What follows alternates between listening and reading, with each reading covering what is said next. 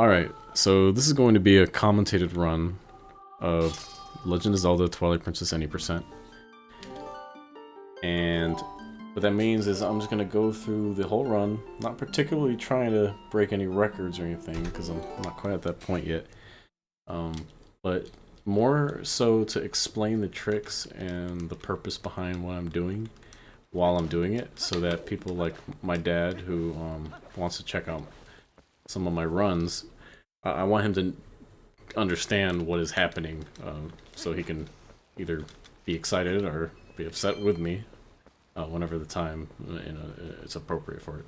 So right off the bat, there's a really long intro to Twilight Princess where you're supposed to meet everybody in the village and hoard ghosts and talk to the children. It all kind of leads up to you getting a sword and shield.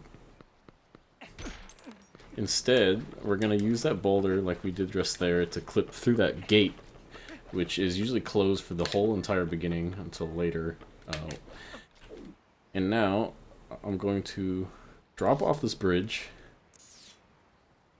open the map, and use the soft reset button combination on the GameCube, which is X, Start, and B, at the exact same moment that Link is voiding out. What this does is, as you can see, I have control on the main menu screen.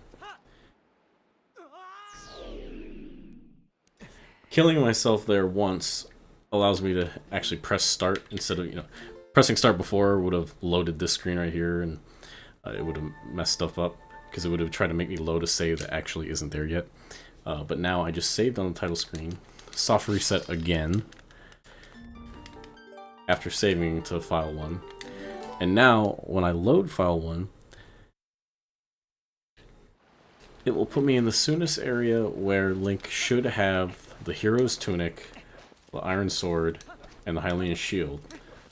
Things that I had equipped while on the title screen. It just kind of took my equipment and saved it to the file so I can actually have it.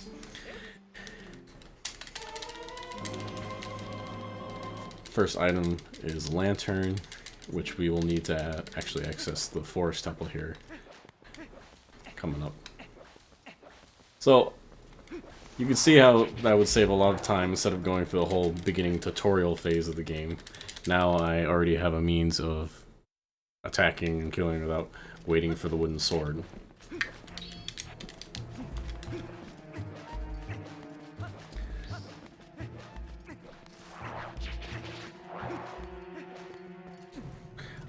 At this point, we're supposed to be saving Tallow, who got kidnapped. Tallow's just one of the children of Orden. He got kidnapped after chasing a monkey through the forest, and we're traveling through Faron Woods for the first time to go rescue him. This part is kind of laggy. I'm running on the GameCube. Not the most powerful console, but the GameCube has, I think, is the quickest version of the game because of the tricks that it has. We run it on the GameCube, not the Wii. The Wii is unable to do the long jump attack, which we'll see in a little bit and I'll explain.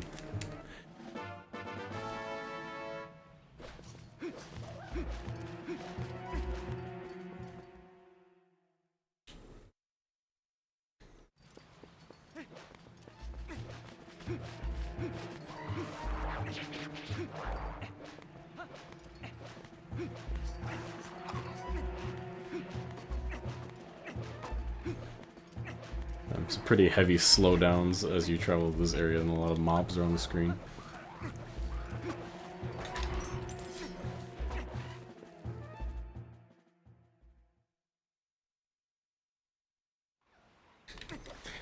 I hope that this run is helpful for, especially like my dad, so that in the future you get to see all the other runs, and it'll be hopefully a little bit more entertaining for you.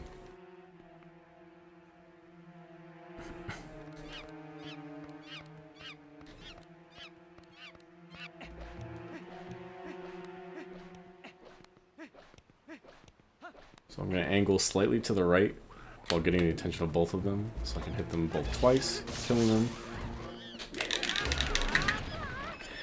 In this game, you can buffer a spin attack by rolling your control stick while you're still mid-jump attack. And it's like the quickest, strongest combo that you can pull off. It's very important. I'm still kind of getting used to the muscle memory of doing it. But I'm getting better.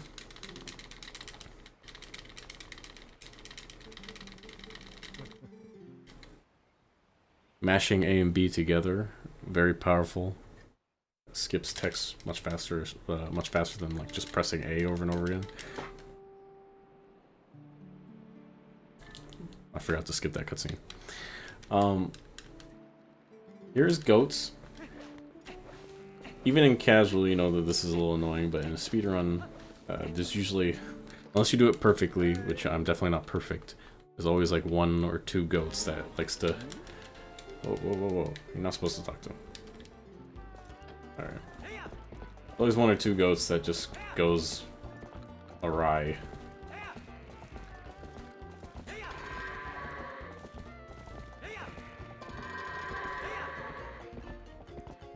Amazing runners will get like 18 seconds. I get like 40 seconds. Oh god. Yeah, this is pretty bad.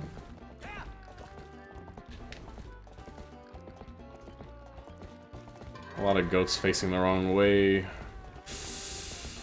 Oh yeah, this is... Even for me, this is a pretty fairly awful one. Especially because I think there's still 1 goat all the way over here for some reason.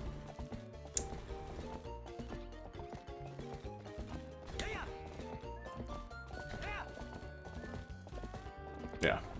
That's pretty rough. That's a huge time loss. Like, most of the time, if anybody else got that, they would reset right there. Because to lose nearly a minute right off the bat in the first split, it's an easy call for a reset. Skip this next cutscene. We've already sequence braked a lot, so the game is a little confused about where we're at. So when we enter Mayor Bo's house right here, it's gonna give us dialogue from a future cutscene way down the road, but it's gonna break it up. So I'm only gonna activate it like 1 sentence at a time.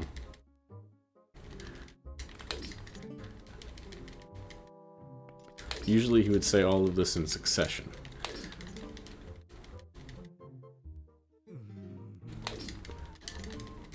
It's a little awkward, but I believe after this next one, the reason we're doing this is so that we can activate the sumo wrestling portion of this game, where you beat him to receive the iron boots. Without the iron boots, you just cannot beat this game. There's so many parts where you need it, especially, and there's also a lot of tricks that involve it. This is completely RNG though, as to what he does.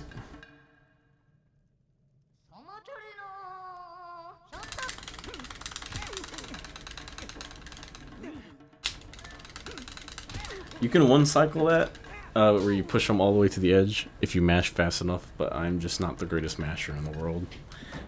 I don't know. It's like, I feel like it's a natural ability. I don't know if you can practice how quickly you can jitter your finger, but...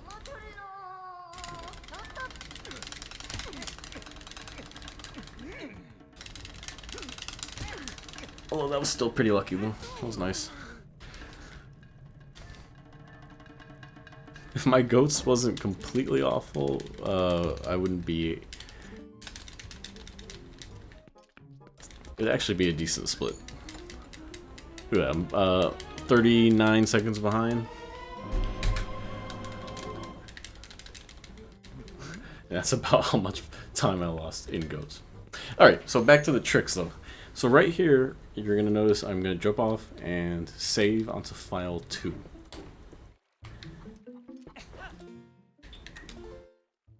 Zelda games, especially the 3D Zelda games, have a lot of save file manipulation. And we're only going to use that file later in the run, a singular time.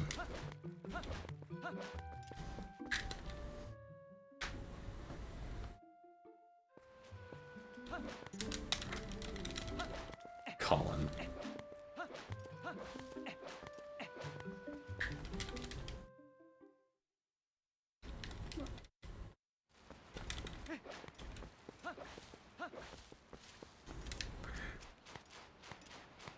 So after this tunnel, we're going to activate a very important cutscene that we're going to skip. And we're finally going to leave Ordon Village and appear in a dungeon as a wolf.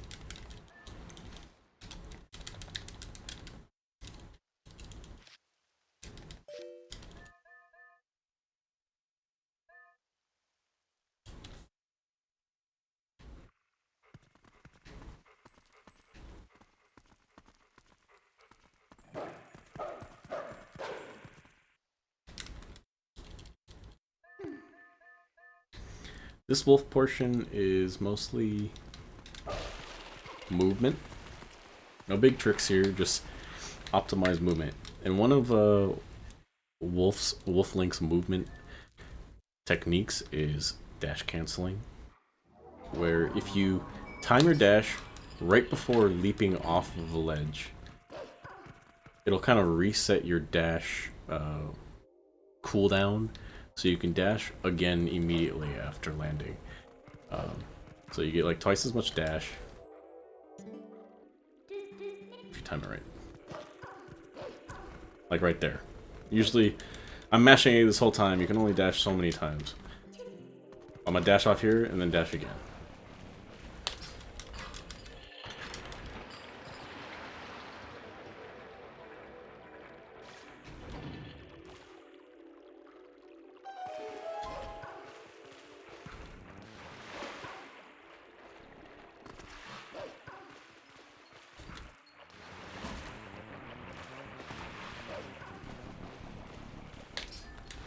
Oops.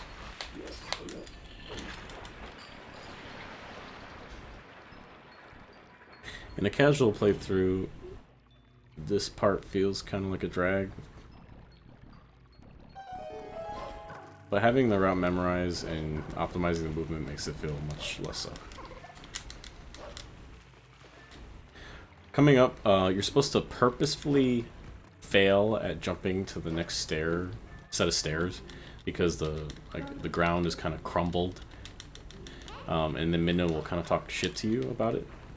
But jumping at an angle, we can skip that text like that, because no matter what, you're gonna have to break that. If I mash properly, I didn't get it. You can jump on the first frame after Midna tells you that you can jump up on something with this Midna jump technique. It saves a little bit of time.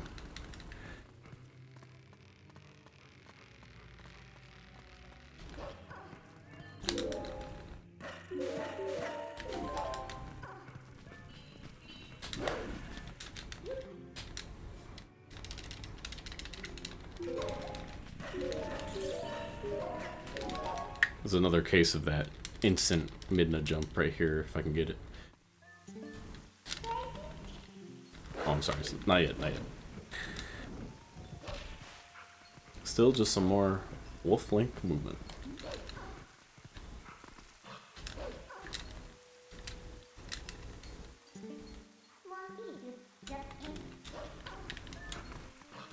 Dash cancel, dash cancel, dash cancel.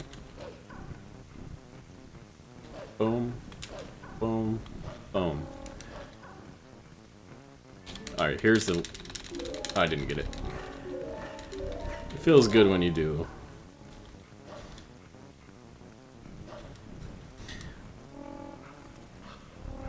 This would be my 4th attempted run at this game.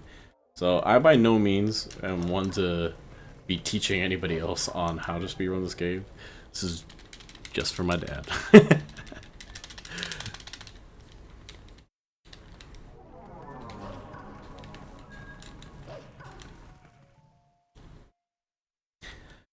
Alright, so coming up here is the first major wall for people trying to learn how to speedrun this game. I'm going to try to explain it simply. To enter the Twilight, there's a big, black wall of scariness that you have to enter, and there's a load zone when you get near it. However, to prevent you from going there at this point, because the game still thinks you have more to do in Ordon Village when it comes to getting a sword and shield, they put like a rectangular load zone on the ground that says like, hey, Midna will pop up and be like, yo, you can't leave yet. It's a big Midna trigger. However, it's only flat on the ground. Using this Bulbin right here that is chasing me, this bad guy, I can hit him into the trigger and try to jump attack him again while he's flying through the air, which will make Link kind of do a huge jump, hopefully over the Midna trigger, touching the load zone and activating the cutscene for entering the Twilight. I have to get him in a very specific position, and it takes a lot of timing and positioning while he's also trying to hit me, as he is now. His name is Hugo, and he's infamous for not cooperating sometimes. He's too far back at the moment. He's got to kind of stand on that white triangle, if you could see on the ground. But he's got to be standing on it pretty cleanly. At least for the way I do it.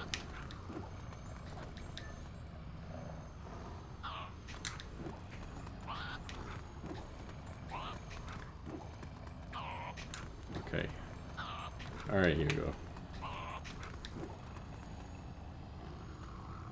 Alright, I'm gonna back up because he's moving a little too far right for me. I really hope I can get this in a timely manner. Alright, let me try again.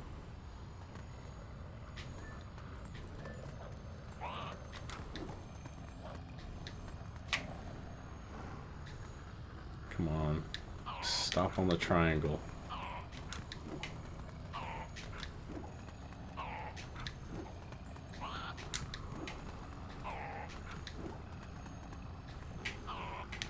Come on.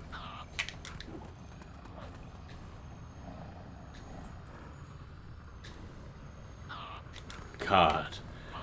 He keeps stopping behind it.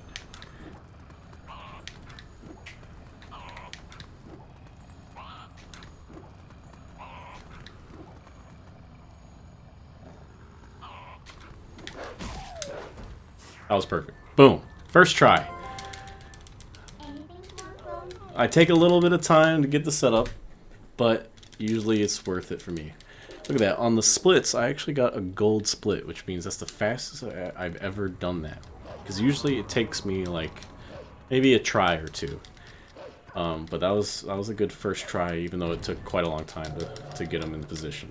But you can see sometimes it's worth it to do that. So I'm saving a minute and a half, or I'm sorry, a minute and 5 seconds because of that. Despite our horrible first Iron Boot split. Ah, I'm relieved. If you saw how much I failed, Dad, you would understand. You know, when practicing that trick, because that's a major milestone for learning it.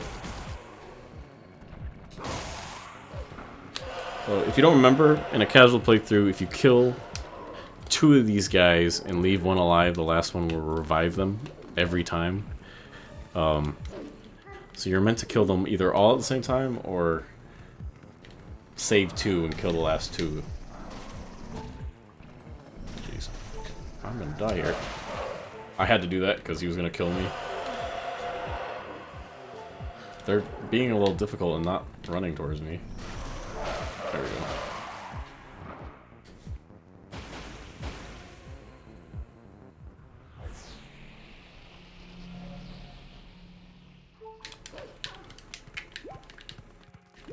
Get some hearts just to be safe here.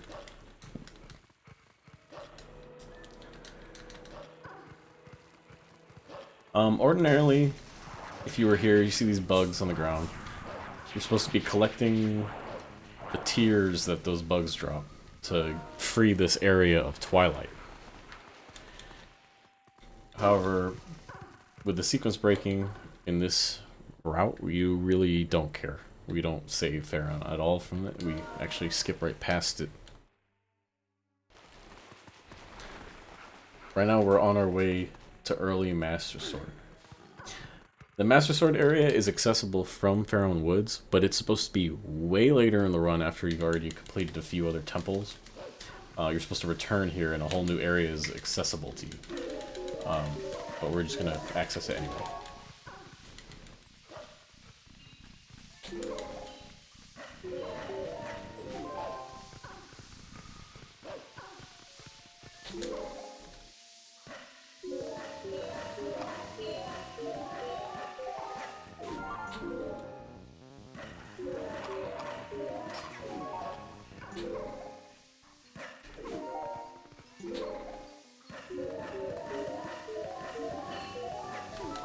Alright, here we go.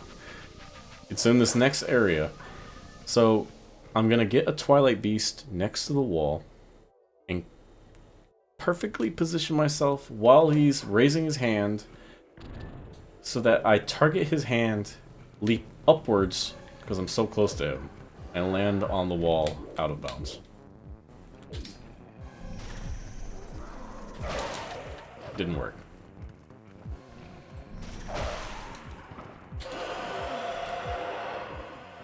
Pretty easy retry though.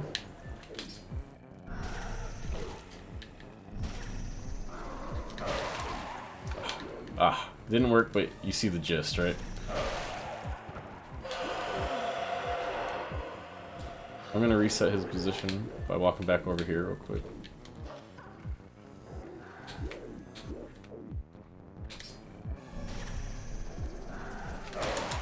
Perfect. So now I'm up on the wall where you're not supposed to be.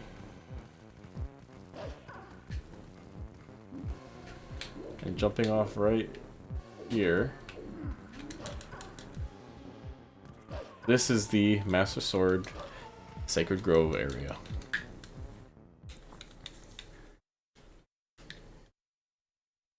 You'll notice the lack of Twilight because you're not supposed to be here at this point.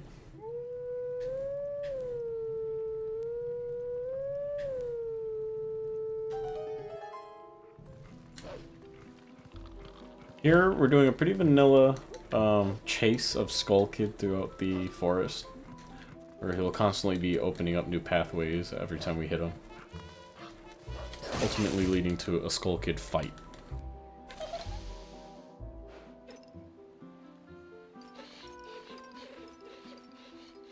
Nothing too big here other than just trying to be as quick as possible about it.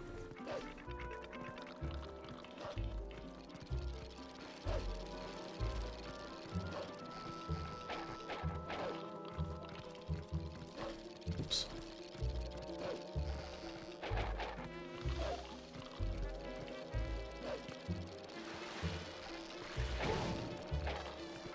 Sometimes they're a little difficult.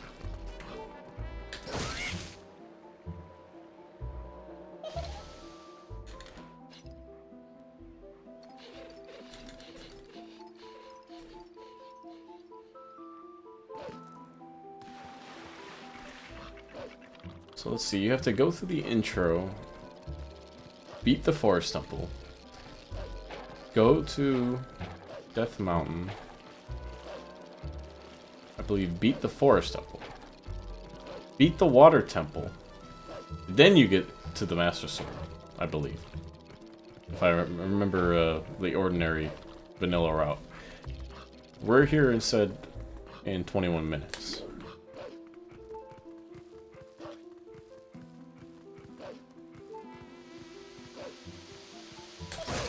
Gorman Mines is completely untouched in this route.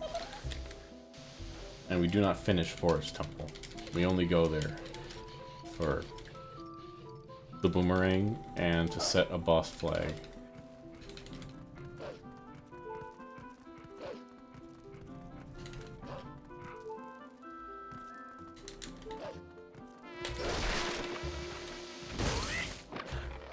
Skull Kid will only blow his horn if you've killed at least one of the puppets. Every time he blows it. So I'm gonna have to kill at least one or two here.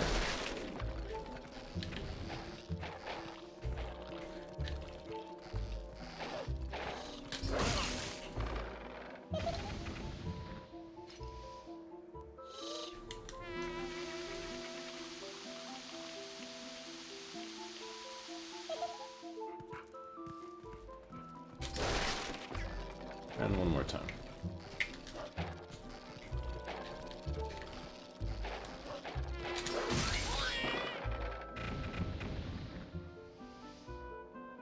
Perfect. That was actually a pretty good skull kid for me. Sometimes it can be a little annoying with all the puppets kind of eating your L targets.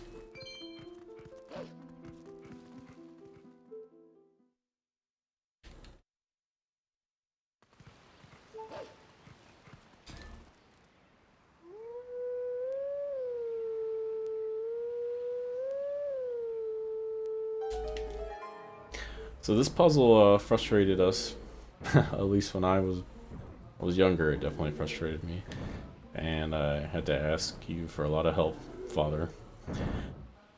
But it turns out there's a pretty easy and pretty memorizable strat to this.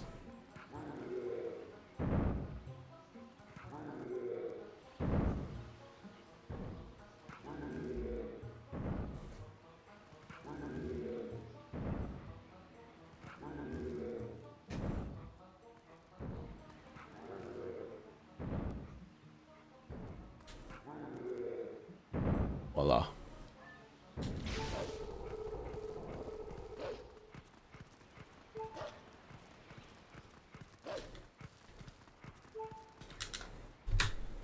Wow.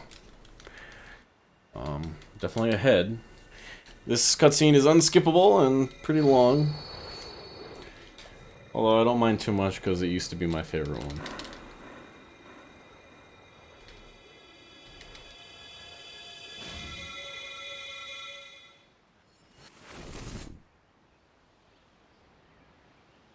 Midna is supposed to be there, but she isn't. The reason Midna's not there, I believe, is because she's not really supposed to be visible in the light world until you've gotten the Master Sword.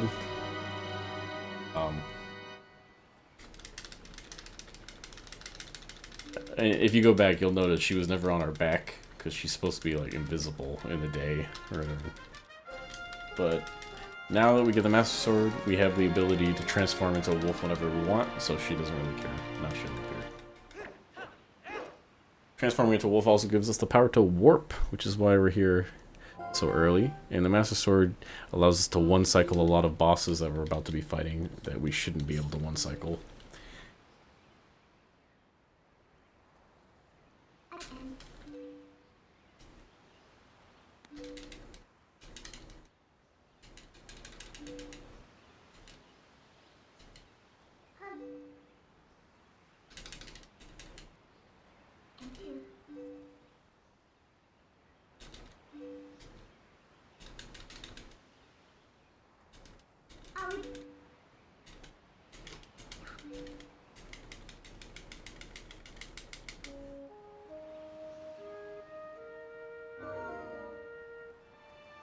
Alright.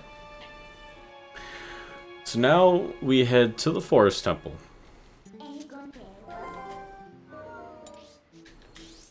Oops.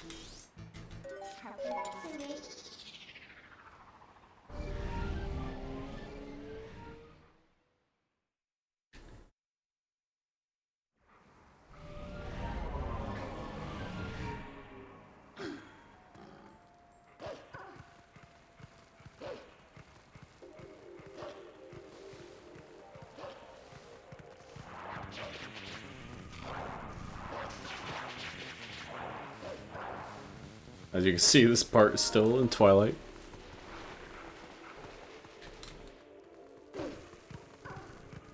And I intend to keep it that way.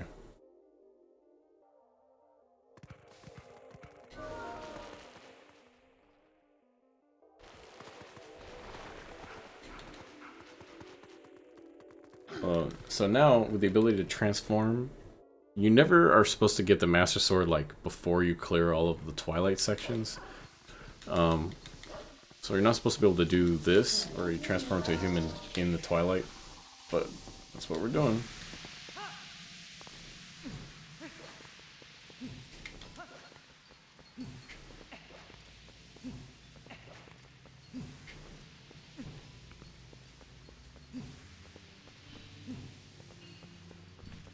I don't know how to do that section quickly.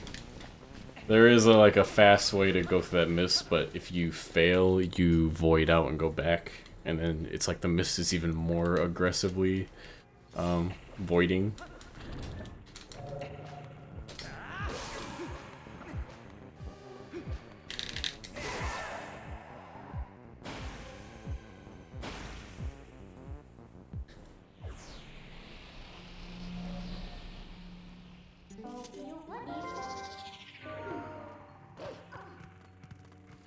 Alright, so coming up, we're going to do the same back in time trick that we did at the very beginning when we clipped through the gate and, you know, voided off the bridge to appear on the title screen.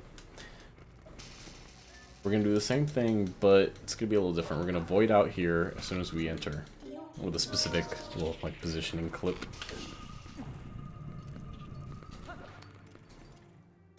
Then we're going to use that second file that we got. Remember we saved after wrestling Bo? We're going to load that one, and for reasons that I can't really explain to you, it's going to load us into a boss fight.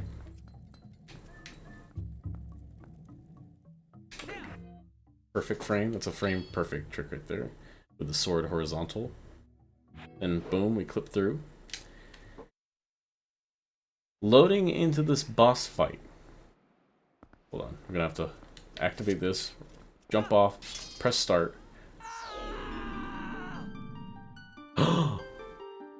Oh, I forgot to save. Uh-oh. Okay, and we're back. To show my dedication to you and how much I want to make this video for you, I just had to replay everything I just played before. I mistakenly didn't save to file 3, which is what you're supposed to do as soon as you enter here. That was a little annoying. For you, it was only a matter of seconds. For me, I had to do all that stuff again. So the first sword and shield skiff where I jump over the trigger, and early master sword again where I jump up onto the wall. The whole skull kid fight. But we're back. I messed up by accidentally walking out of the boss. Yeah, your run dies there if you accidentally initiate the trick without saving to file 3 first. So, let's try this again. Too late. My sword wasn't horizontal. It needs to be horizontal. The reason we're doing this is because of that weird cutscene where I begin like a boss fight that happens later in the run. The game basically has like 2 statuses. One of them is not being in a boss fight, and one of them is a boss fight. It like sets a boss flag on your game, saying you are now engaging with a boss. I don't exactly know what loading to the file 2 does. I just know it's part of it. So I have to soft reset right now, skip the cutscene, load file 3, which is now here, and boom, there you go, the boss flag is set. If you remember in the vanilla playthrough of the Forest Temple, you have to collect like 9 monkeys throughout the whole temple and save them all, and the reason you do that is so that you have enough monkeys to create a long chain of monkeys that you swing across to the main boss room. Well, we're not doing that, but to get to the boomerang, we have to get to the first little mini-boss against Ook, the monkey. However, you still need 4 monkeys to get to him. Collecting 4 monkeys takes a lot of time compared to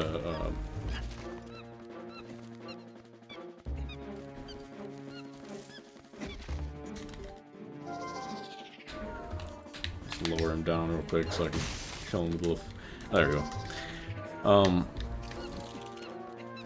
That little boss thing I did takes way less time than collecting 4 monkeys across the temple. So.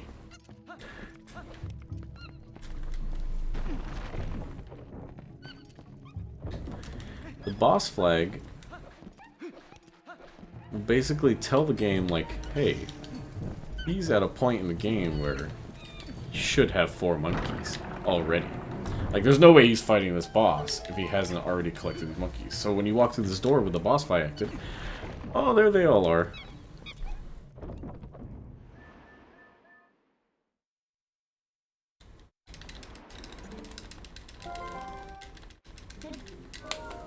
That saves a lot of time, right?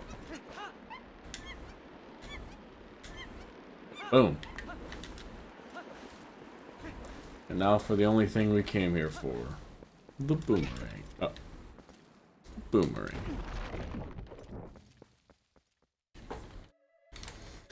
So, this run could have been usable, you know, say per chance I PB'd, and it was a good run. But because I had to pause the splits and go back and reset, there's just no way. It's not a legal run anymore. But that wasn't really the purpose of this.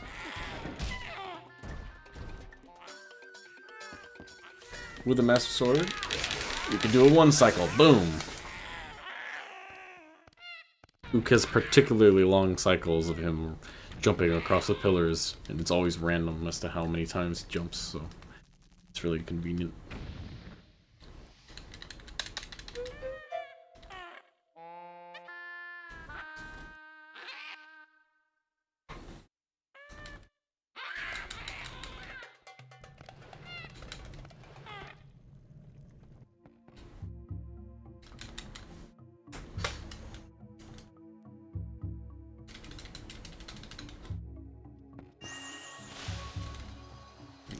Talking boomerang. Split. I wanted to pause the splits so that you could still kind of get the gist of like how long I'm supposed to, how long the run takes, and you know where I'm supposed to be at around what time. So now we're gonna save warp because it's faster to get to the beginning of the temple because we are no longer doing Forest Temple stuff. Final boss. You know, the giant Dekubabas, you know, like the huge things spit acid at us. Yeah, we're just leaving it to its own devices. We got bigger plans.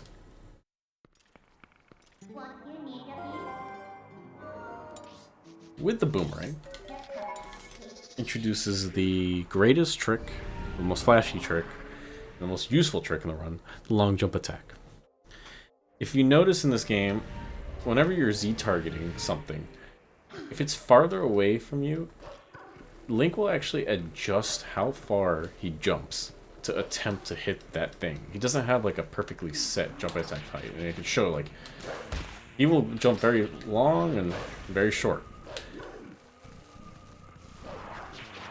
In this game, when he throws the boomerang, Link automatically Z-targets onto his own boomerang as it's flying.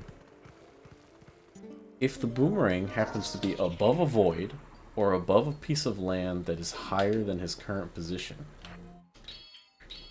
he will attempt to jump to that boomerang.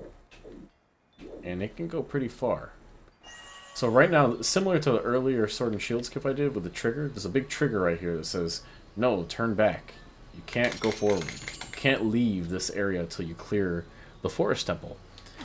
But using the long jump attack, I'm just jump right over it. The game does not intend for you to be in Hyrule Field when Twilight is there, so we're not in Twilight.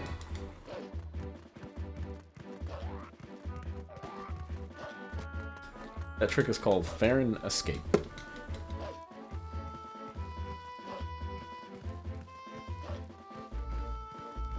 There's a cutscene here with a postman that I'm supposed to skip.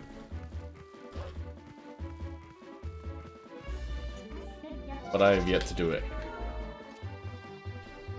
I think it's right there. Nope. I don't think I've ever done that. It's not the longest cutscene, but it is still time lost. Well,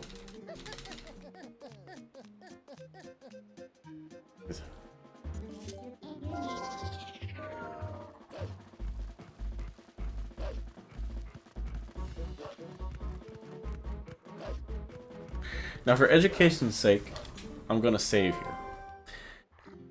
There's a trick coming up where after you destroy these Twilight beasts coming up, there's a cutscene that plays that shows the portal turn green, you know, indicating that you can use it now. And as it rises up off the screen, there's a singular frame where you can jump attack. That jump attack is important because you'll jump into the void and kill yourself. That's important because as soon as you beat those Twilight beasts, Midna is going to begin an automatic cutscene. And that cutscene will force you to warp away to attempt to find a bridge somewhere on the map that can get you across the gorge. We don't want that scene because that means it's going to like lose a bunch of time. We got to come all the way back, and the route actually will change if you miss this. You'll lose like quite a few minutes if you miss this this one frame jump attack, and it's called Gorge Void. So I'm going to save. Usually you wouldn't save and retry it, but I want to show it for education. Because this is something that we're always hoping to get in the run. And if we don't, it's automatic time loss. So right here, okay, ready? As soon as the portal rises off the top of the screen. I missed it. So I'm going to reset. Because you could already see, like, the camera pan to the gorge. And Midna's going to be like, oh my god, how are we going to get across? We gotta go look for it.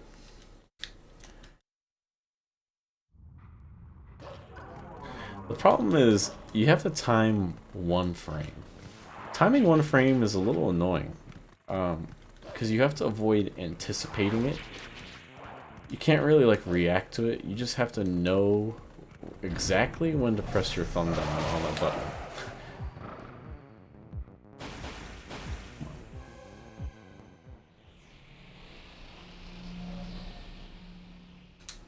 I missed it. Come on, come on. Oh, I didn't want to show you. I don't want to show you the alternate route. Showing you the alternate route would be a little weird if you don't know what is supposed to be done. This is also something that you're supposed to really practice, and I haven't practiced enough.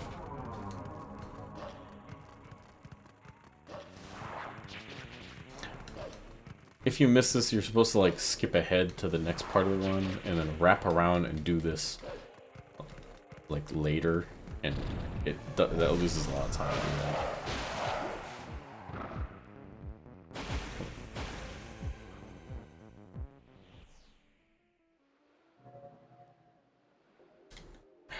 Oh no.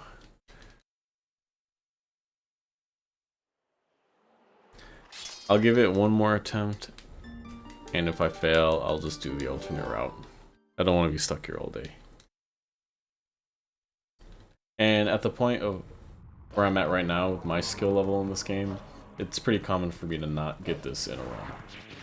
My first two runs I actually did get it somehow, and I was pretty like surprised each time.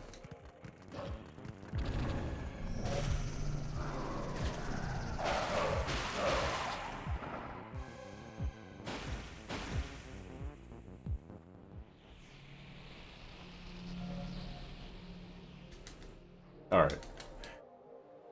So, you'll see what I'm supposed to do if I fuck it up. Just pulls out your map.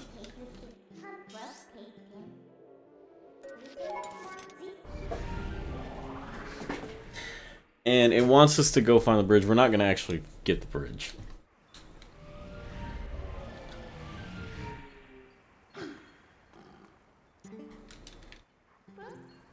We're just going to progress to the next part, and if we do the next part, it voids the need to actually do that trick, and you can just progress to the part that's right after that. But it's a little hard to explain without showing, but you'll see. It means I have to come back here and do this again, which is time loss.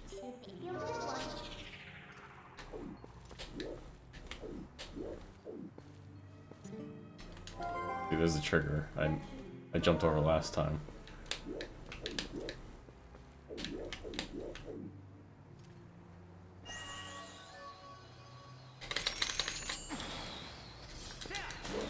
Oh. Wasn't far enough ahead, I guess.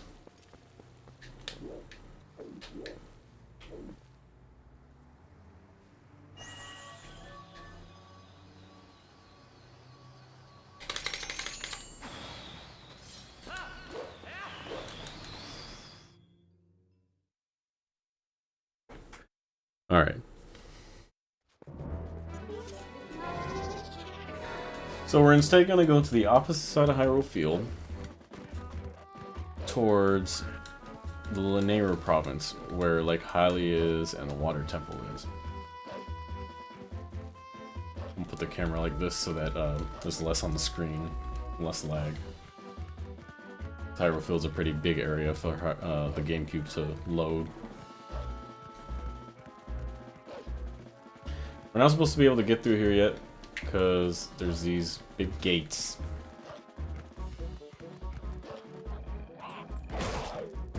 So it's pretty much impossible for us to get through these until the story allows us to.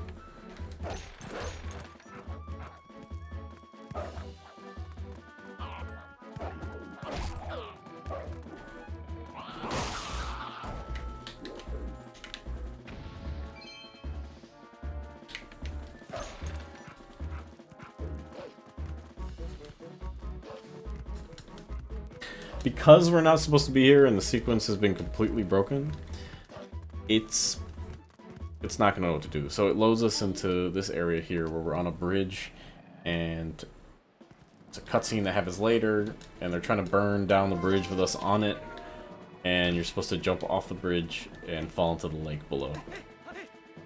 See, the sky's all green and messed up, it has no idea what's happening.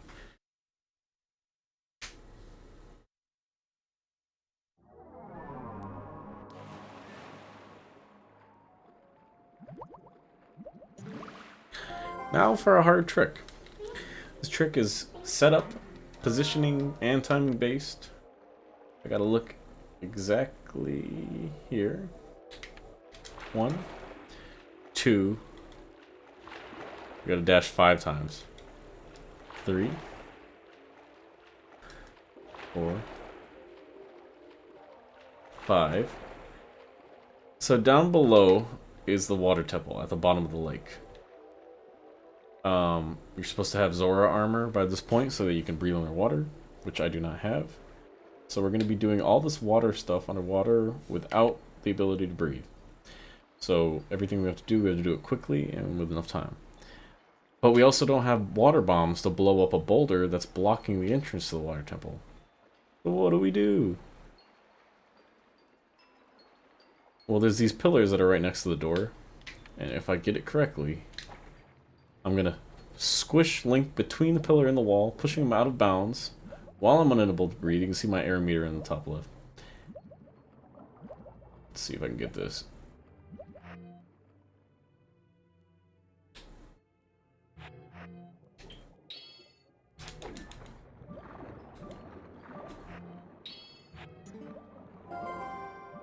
I don't think I got it.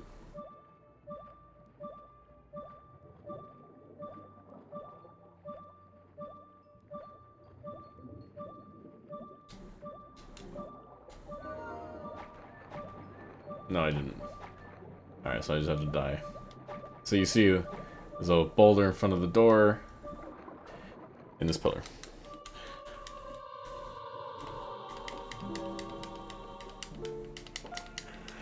Dying there is sucky for sure, because you know, you gotta do the setup again from a different angle.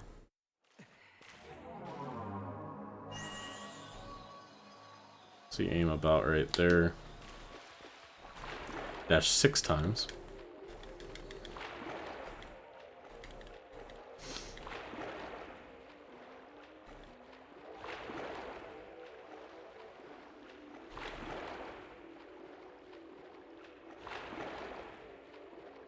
Higher level speedrunners of this game can do this trick without the setup, but that's beyond me right now. I have to do a setup.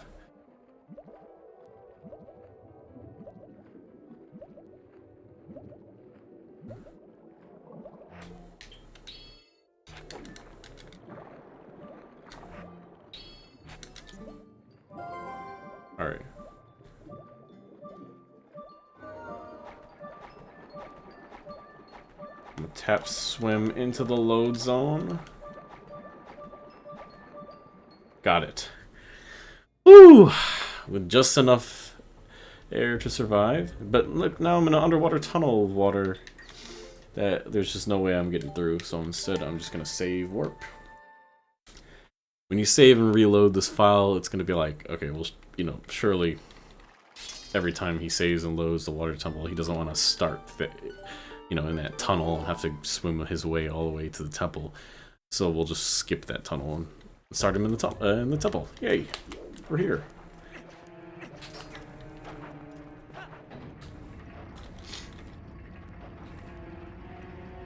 Who needs Zora armor? Not me. I'm pretty proud of myself because there's like a whole route that is devoted to people who are unable to do that, or at least aren't comfortable doing it in a run.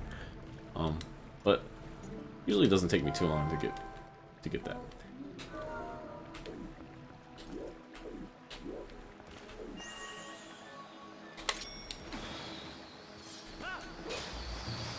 Oh. Okay. Well, you get the premise, right?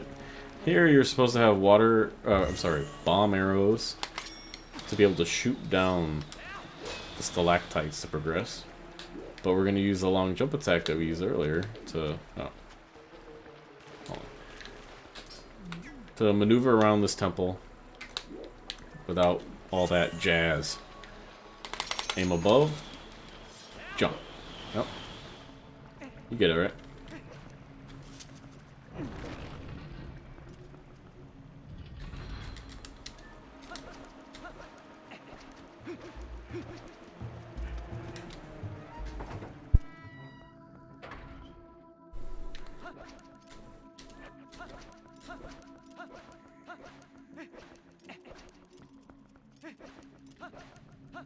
So we're here for the claw shot. You get the claw shot from the mini boss.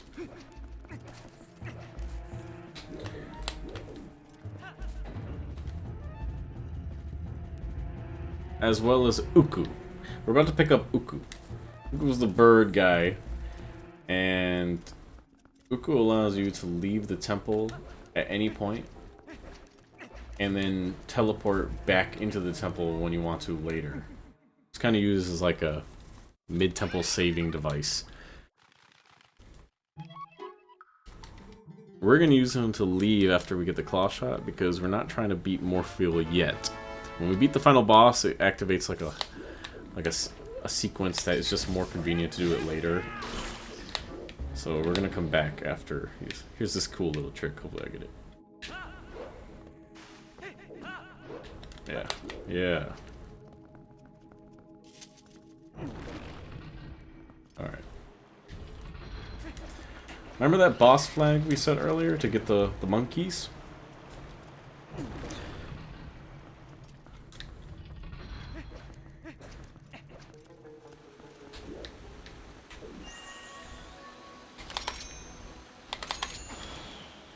Long jump attack, long jump attack. Usually you gotta get the water running and the water flowing all over the temple so that those things are rotating. Yeah, we don't need all that. So I'm glad you remember that boss flag because this is actually the exit of the boss room. Once you get the claw shot, you're supposed to claw shot up here and exit through the door we just came through. I'm just gonna look up at where the boss usually is and it's gonna activate the cutscene.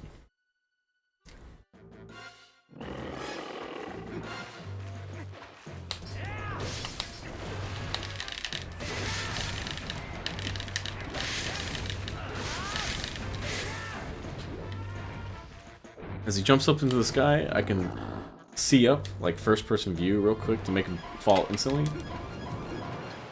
And then 1, 2, 1, 2, 1, 2, 3, 4. Oh, I messed it up. I did a slow combination.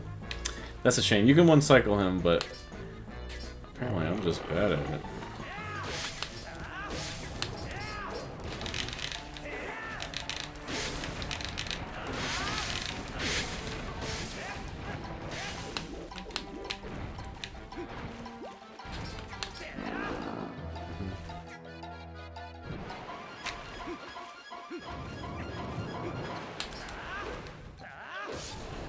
Alright.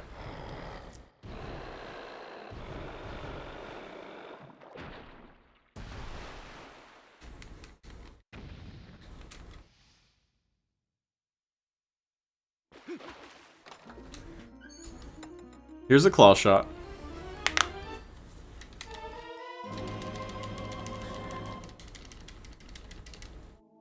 I'm gonna save warp back to the beginning of the temple, because for some reason you just can't Uku. You can't use Uku in the boss room for some reason.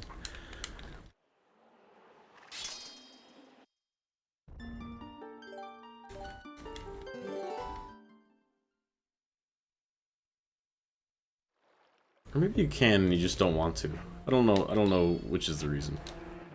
Maybe you want to spawn here so you're closer to the main room. Alright, Uku brings us out.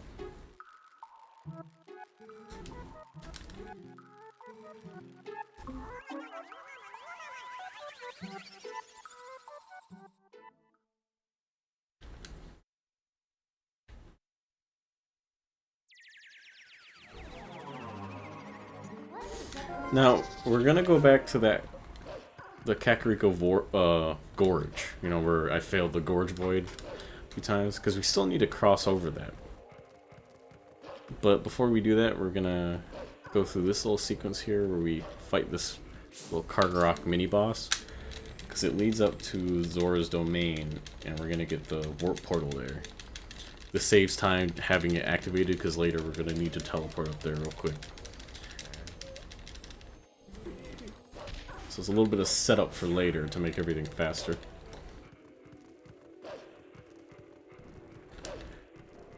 This guy has a particularly long cycle where he flies around this bird, but going up on this like cliff over here is high ground.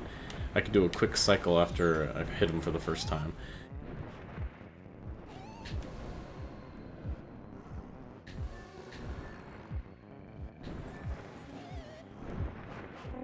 Jump. Hit him. Backflip. Jump again.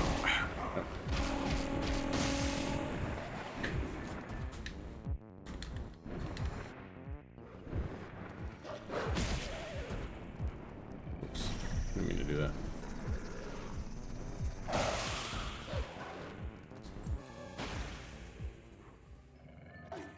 So, we steal his ride.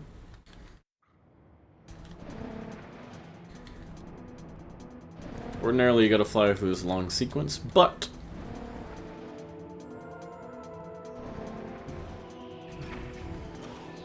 I don't want to. So I'm gonna fly up into this crack right here and die.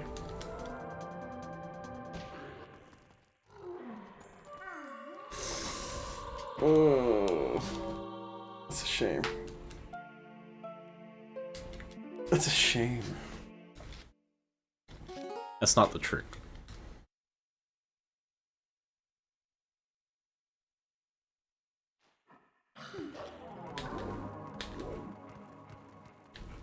Oh no.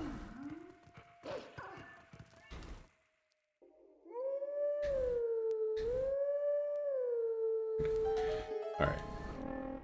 Alright, so that's not what's supposed to happen.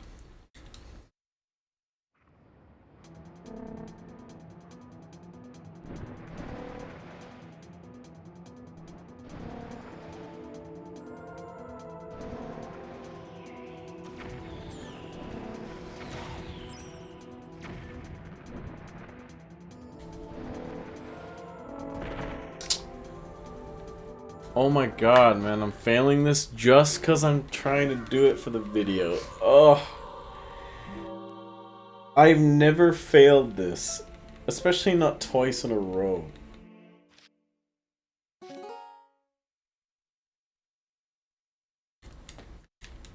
Alright.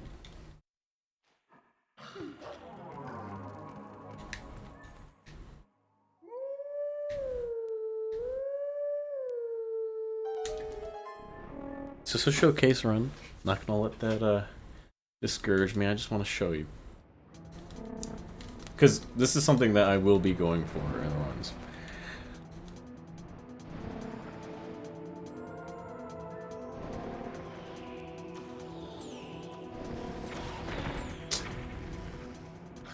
Okay.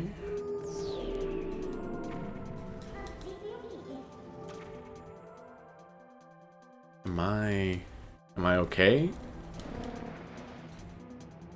Is there something wrong with me today?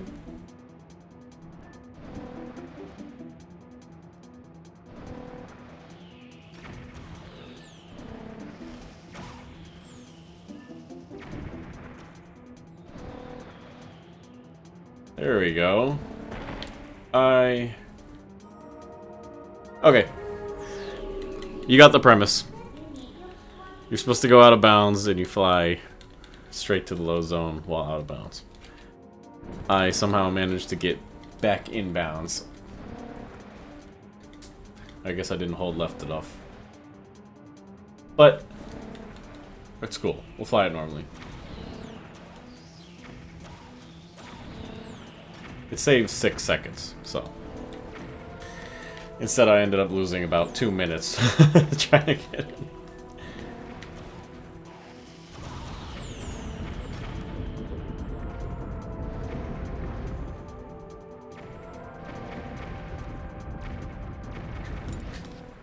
Whoa. You can see on the map this curve that goes to the right. Flying out of bounds on the left side there skips this big, like, roundabout.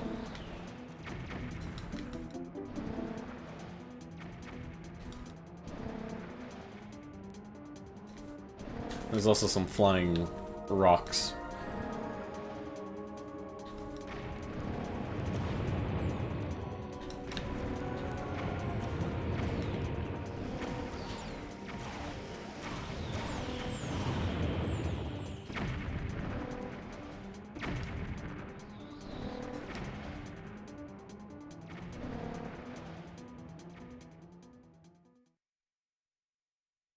Alright.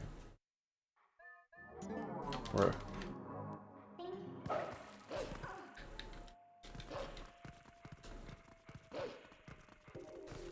So we're going to the snowy, icy area, and it's because Zora's domain has been completely frozen over in the story.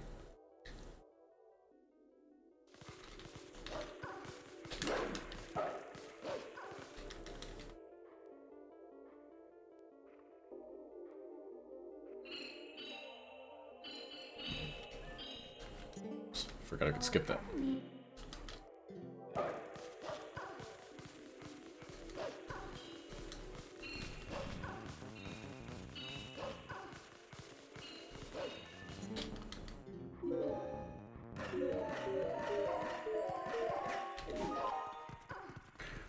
Just regular wolf platforming stuff for a little. Oh, okay. Wow. That,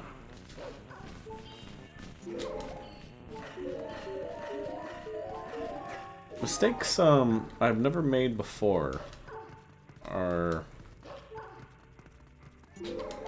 showing themselves right now.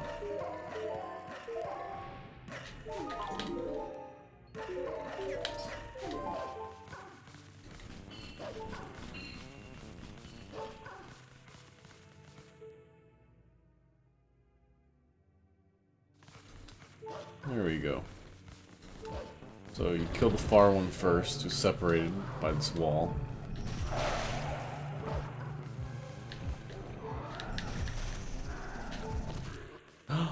Ah, I forgot I used that one heart.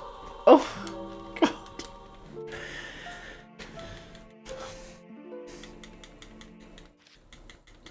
I don't think I've ever died on that one.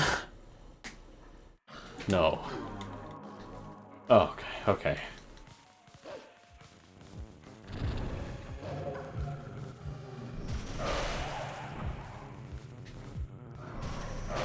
What? How did this guy get on the other side? Whoa, that guy is not so... That guy's not supposed to be on this side of the wall. Stuff is just happening. Oh, come on.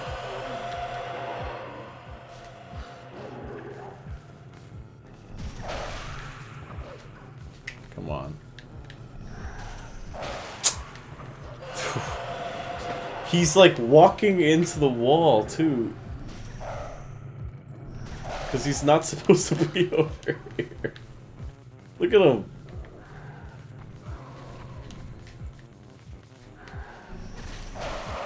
Alright.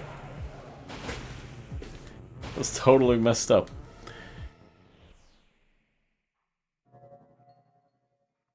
Alright, so now we got that. We are cool to leave now.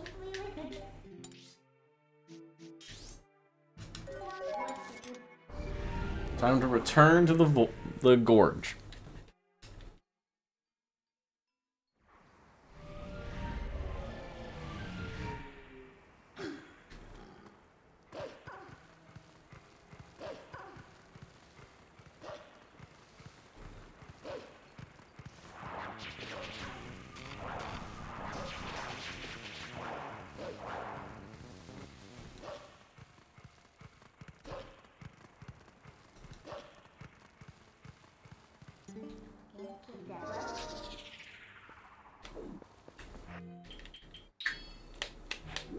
Oh yeah, it's this trick again. For the third time.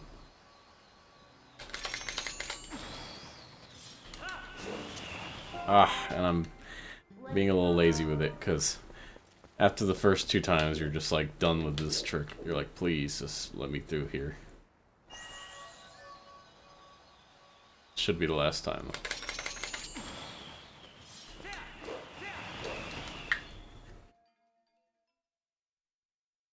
Alright.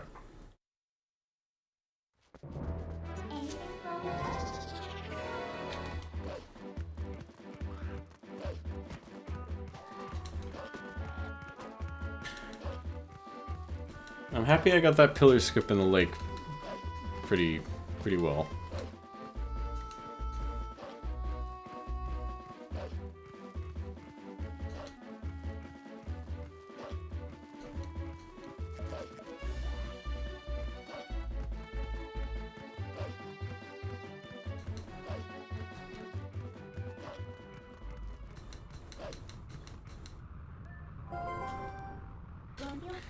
Coming up is one of the more awesome tricks in the run, so pay attention, Father. In this game, when you pick up a rupee for the first time, Link will kind of do like an animation where he's like, oh, look at this rupee I got, it's worth 10 rupees. Pretty neat. They'll kind of put him in this position where, like, even if he's facing away from the camera, they'll flick him around and have him face it.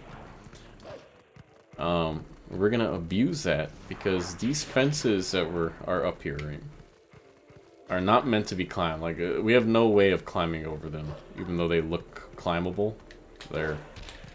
It sucks.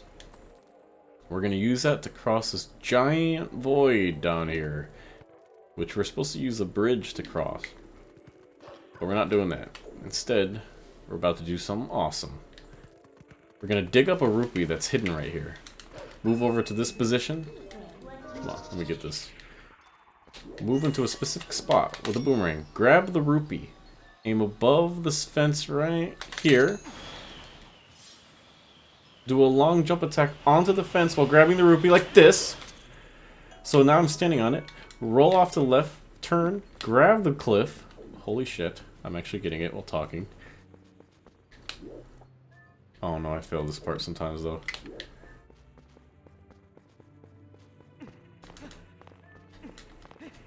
Oh my god.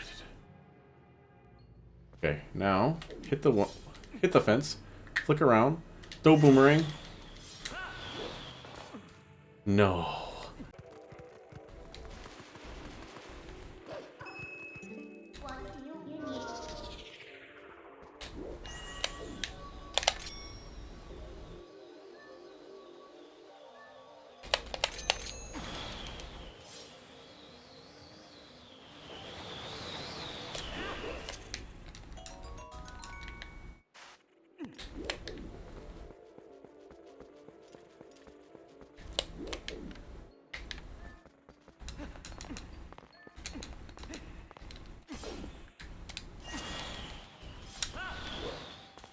There we go. Alright.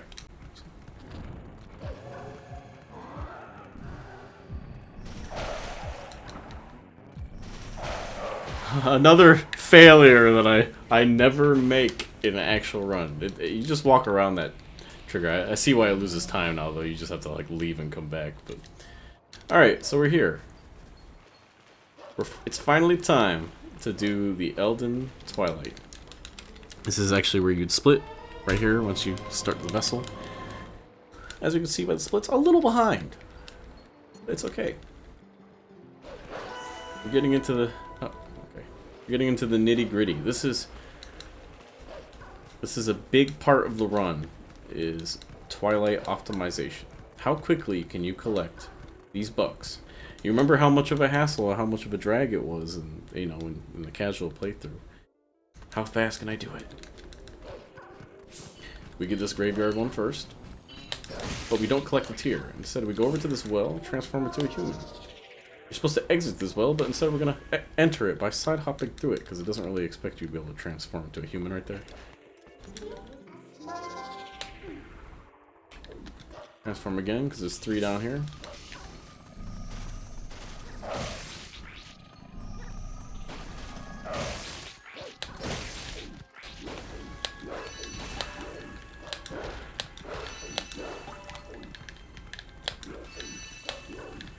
And we're gonna exit the way we came.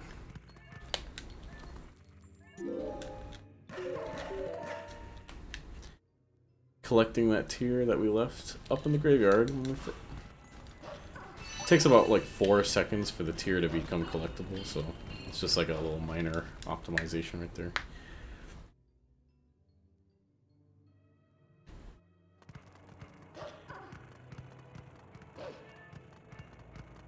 Alright, we're gonna enter this house.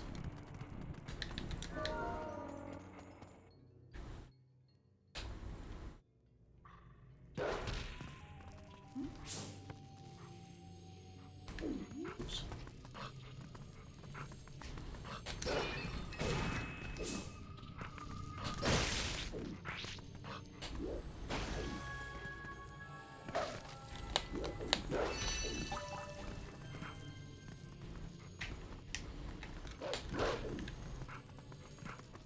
Okay, yeah. Not doing too hot. That room was kicking my ass for some reason.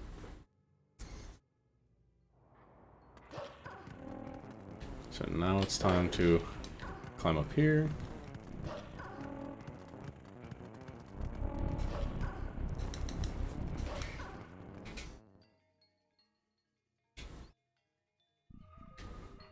Drop down, grab a stick. Light it on fire. Stand to the left of it so that the bug doesn't go up top. Okay, if it will light the... There we go. Bug will pop out next to me. I kill it.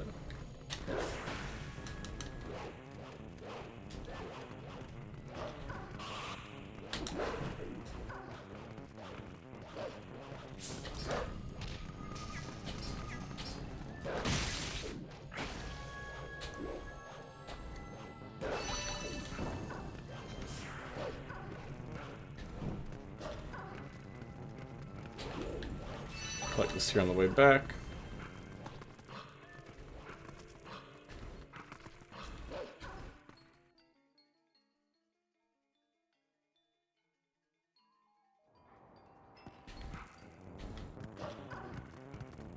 Across the street.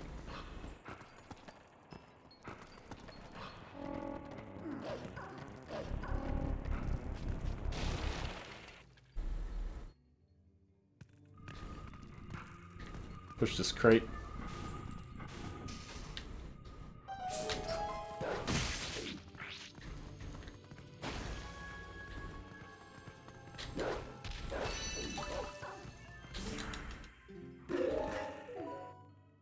It's that instant Midna dash right there.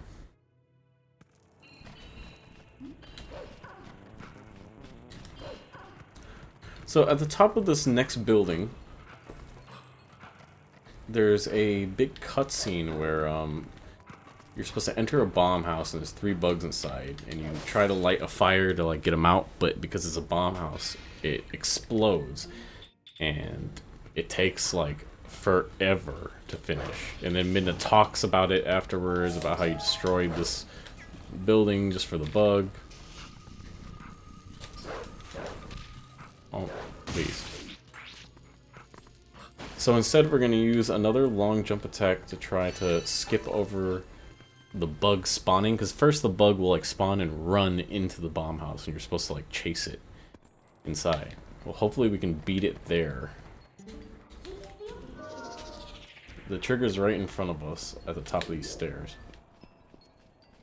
Instead I'm going to do this.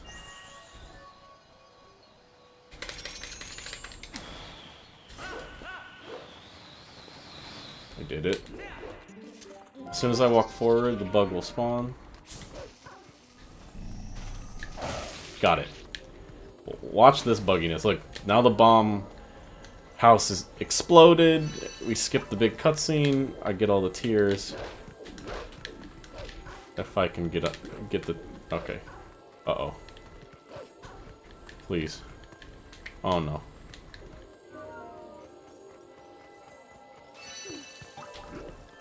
Alright, there we go. Yeah.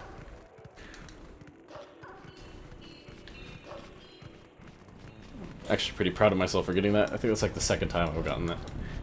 It's a little finicky because sometimes during the long jump attack you'll just kind of activate the bug anyway, and at that point it's just too late. We have to start collecting rupees, because by a certain point in the run we have to have 300. And right now we're at 16. So we're going to try to get them when we can. We need those rupees to repair the cannon that will allow us into the city in the sky temple.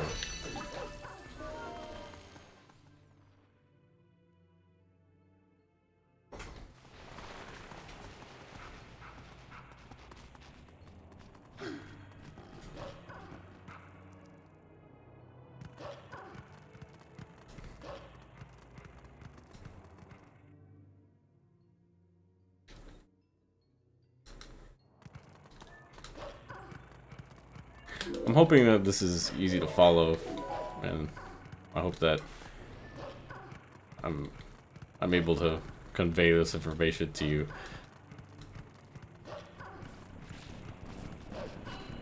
I've only just recently learned this myself. I started running on the 5th of this month, and it's the 28th. I think I've learned a lot, like just being able to actually complete a run. Oh no. That's a mistake that I don't usually make. I don't even know where it is anymore. Why is it gone?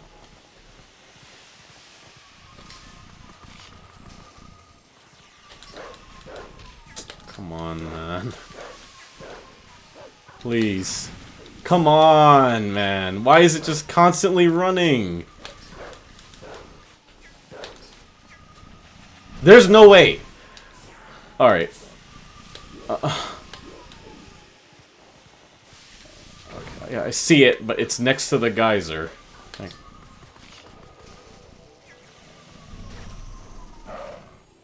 Are you serious? What is...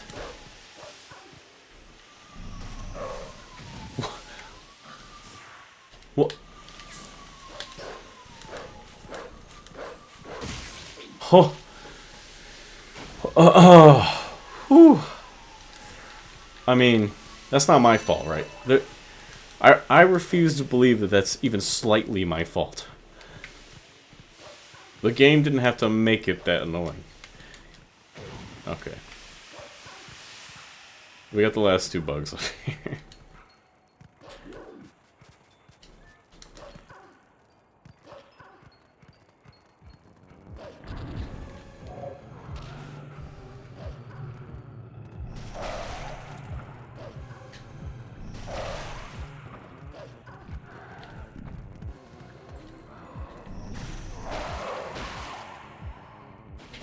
Very nice. That bug running around was basically the worst case scenario. You're supposed to just kill it before it even digs underground the first time.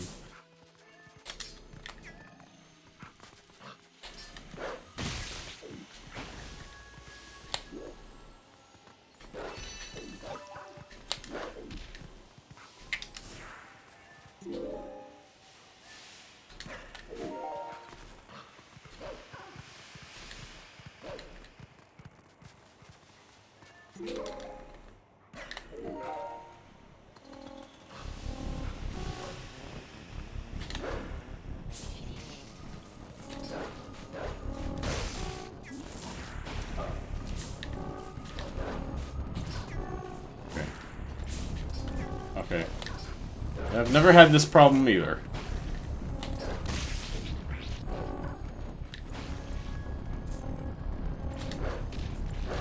Okay.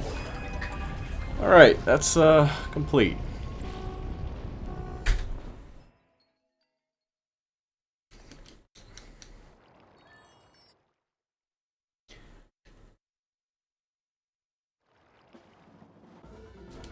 What? Away from me. That was creepy. Oh, it's because of the King Bulbin fight. Ooh, I forgot about that.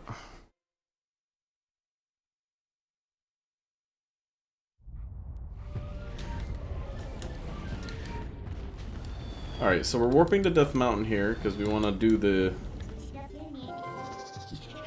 what the story actually intends you to do, which is take this big meteorite that's about to fall.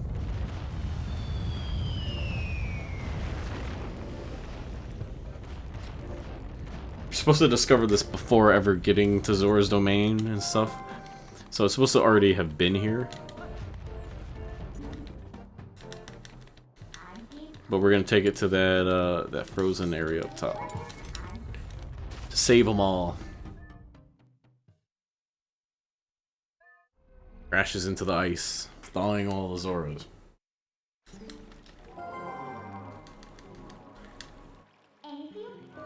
Right here, there's a big trigger for the ghost mermaid to like talk to you and basically say, hey, go save my son. And that storyline rewards you with the Zora armor. However, we don't need the Zora armor in this run because we're pro gamers. So we're gonna skip that entirely. Link howling right there is pretty neat.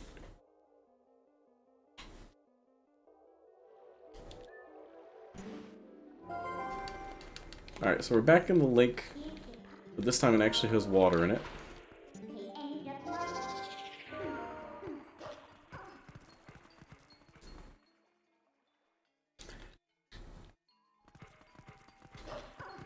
And it's because it's time for the second and last bug collecting.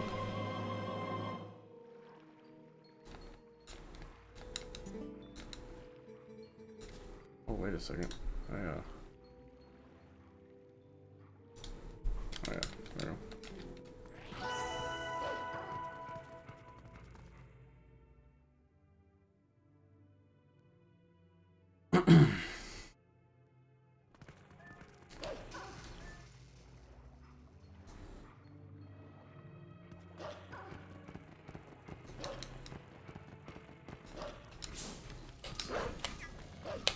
Hello, what's up with these bugs today?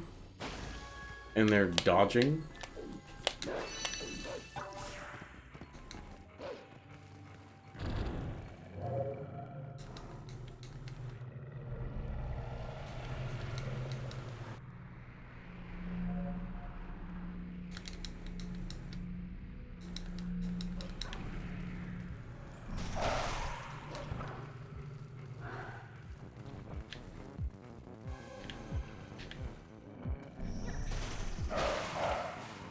Damn it. This is so far away.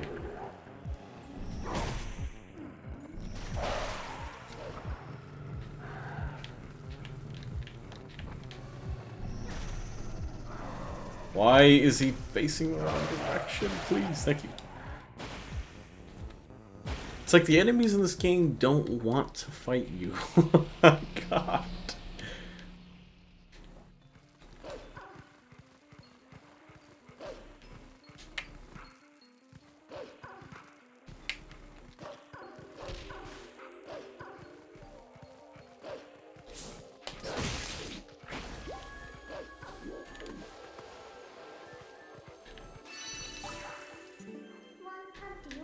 Alright, we're gonna warp up to Zora's domain.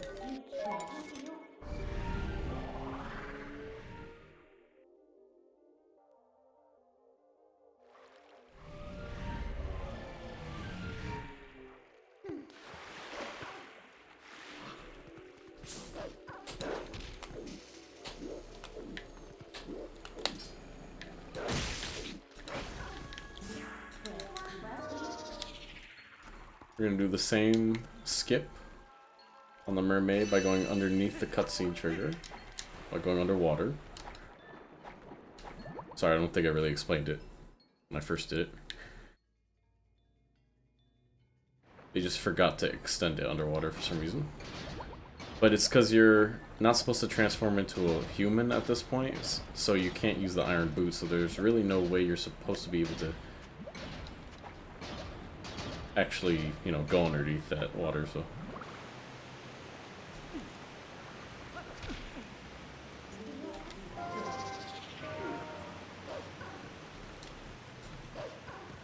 We're gonna slide off the edge here.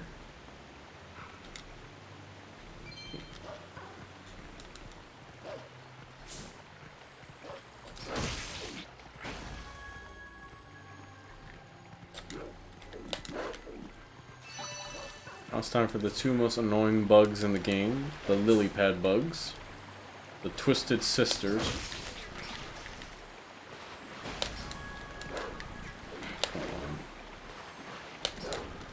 Come on, why it's under the water? Okay, thank you.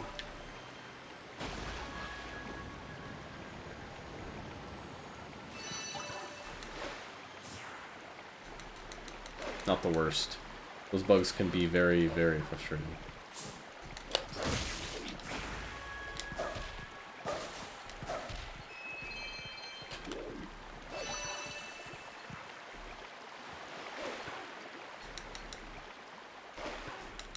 Now we go down river.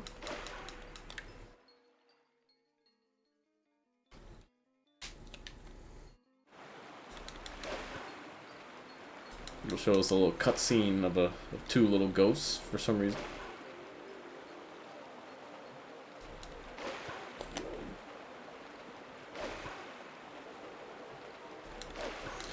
Here, when we talk to this woman, she's gonna get freaked out by a bug. And if we just mash A, it always kills it.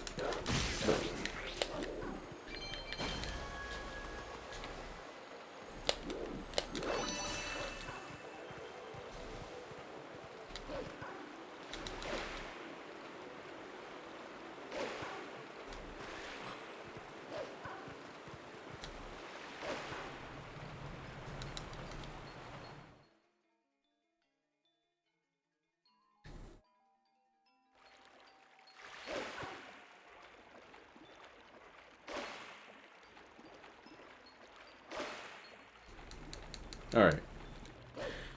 There's a singular bug in Castletown, and this will be our first time going to Castletown. I'm doing the same trick as earlier where I'm looking down at the ground to minimize lag.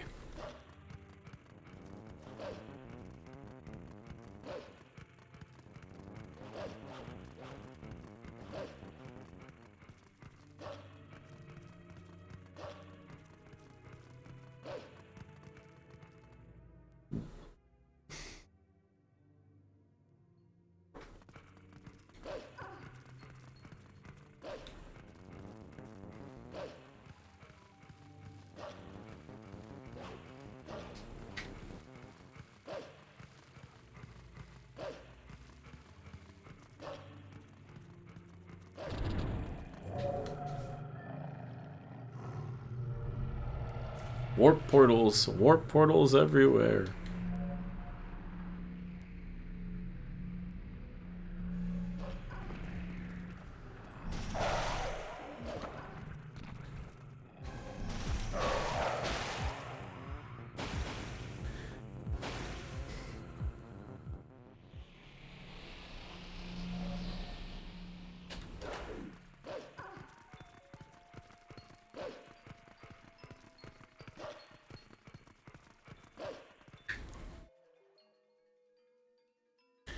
In Castletown, you can't really dash, and your dash speed is limited.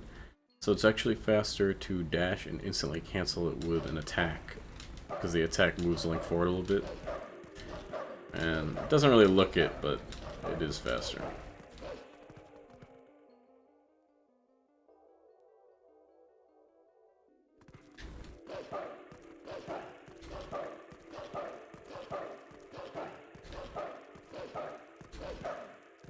We came all the way here for this singular bug hiding in a box. How did it get here? It's a mystery to this day. It's time to work back.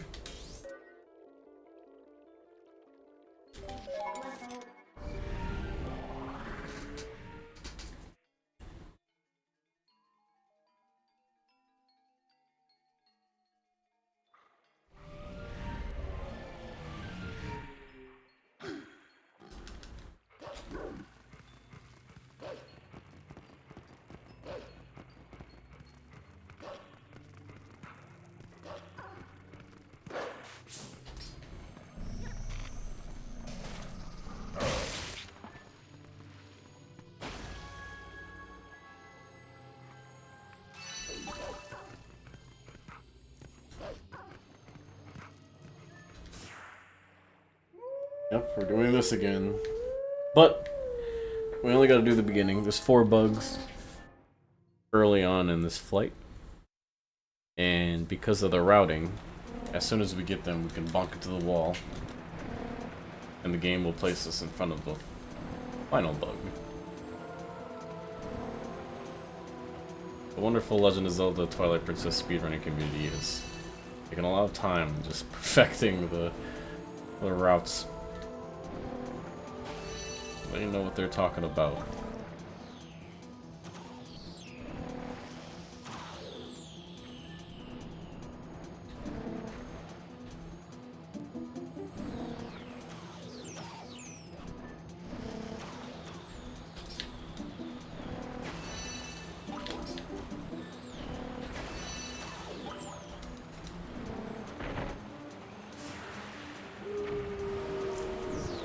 Boom.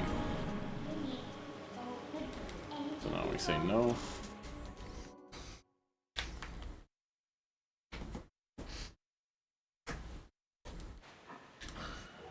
Look at this. Conveniently.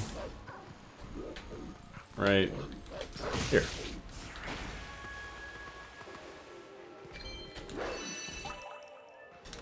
Activating the boss bug.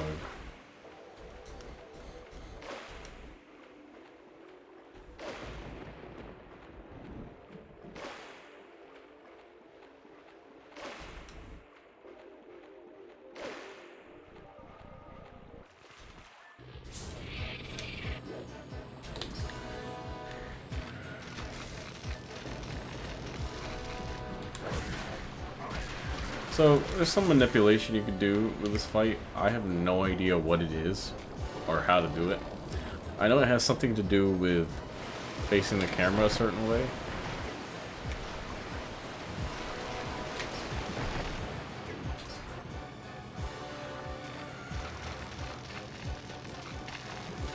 But for the most part, I pretty much play it vanilla.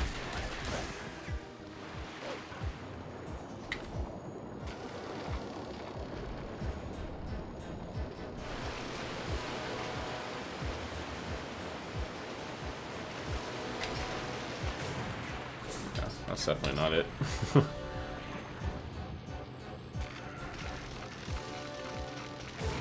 Whoa. What the? What just happened?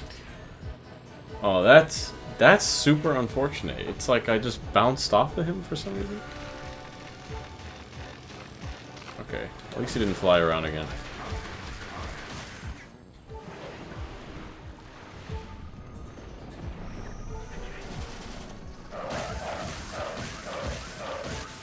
Boom.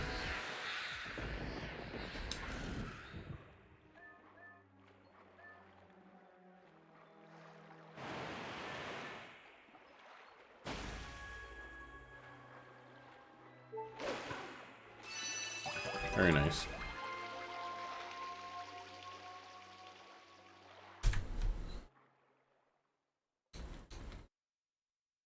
was actually a gold split for my neighbor Twilight, I guess. If you don't know, that means that was the quickest I've ever done it. In any run that I've done. Alright, so complicated stuff. Trick coming up. We need bombs, but we don't want to go through the story-related things to get a bomb bag. But there's this woman who offers a game where if you play the game, she'll give you a temporary one if you don't have one already. We can do some little tricks involving a fight with some Twilight beasts, and we're basically just gonna steal that bomb bag and leave with it. It's a little bit more complicated than it seems, though. I have no idea how it was discovered, because it's pretty ridiculous. In this fight, you're supposed to be human, because, you know, you can't really talk to people when you're a wolf. But we're gonna do some positioning to transform into a wolf despite it being a human story, story-based fight. And because of that, we're not gonna have the help of Midna here. But how do we kill the beast without Midna? We need the charge attack. Well, there's like a weird thing going on. Just check this out. So first we get onto this step, foot down, side hop, back up. I messed up. Alright. This trick is so annoying. If you activate the fight as human, you have to save it pretty much.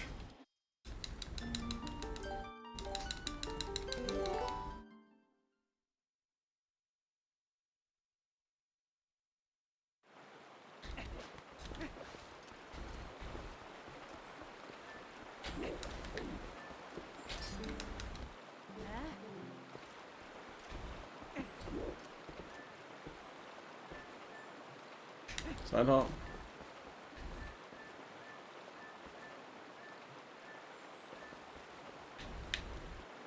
Transform behind the sign.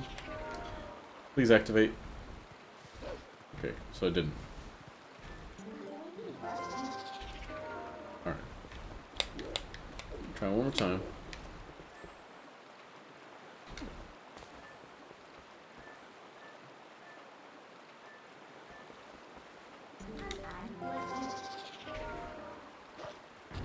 Okay, so see, I activated as a wolf.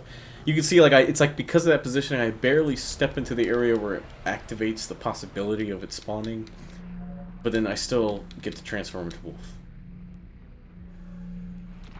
I don't know how it works, but we're gonna do it.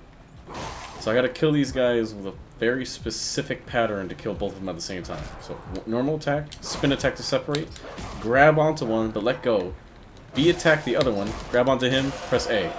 Oh, I was a frame late because I think I was just talking about it. Oh. If I had just done it quickly, I would have done it. Uh-oh. Okay, split him up, grab onto him. Oh. I didn't separate them enough. You'll know when it's it because it looks super clean. Boom. Uh-oh. That wasn't it. I accidentally normal attacked a second time.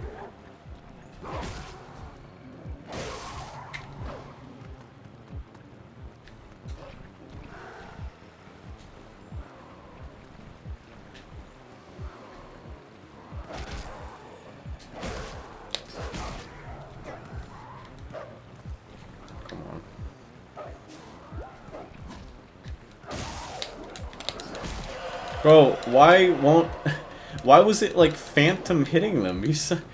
God. Alright. It usually doesn't take me this many tries.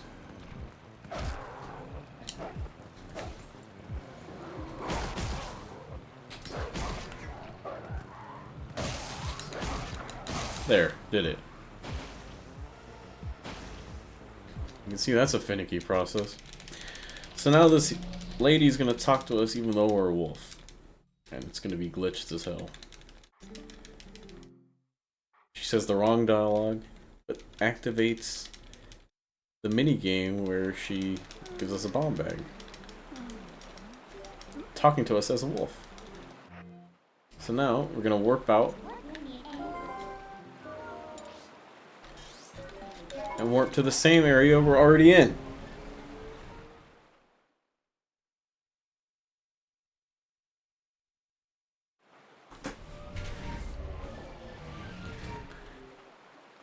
Activating her dialogue a second time, showing us beautiful blades of grass.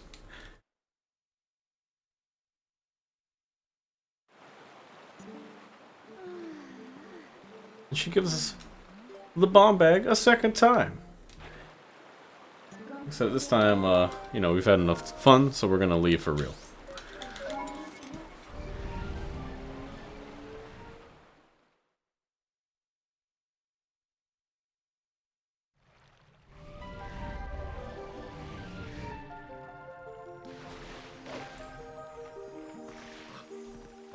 This time we got...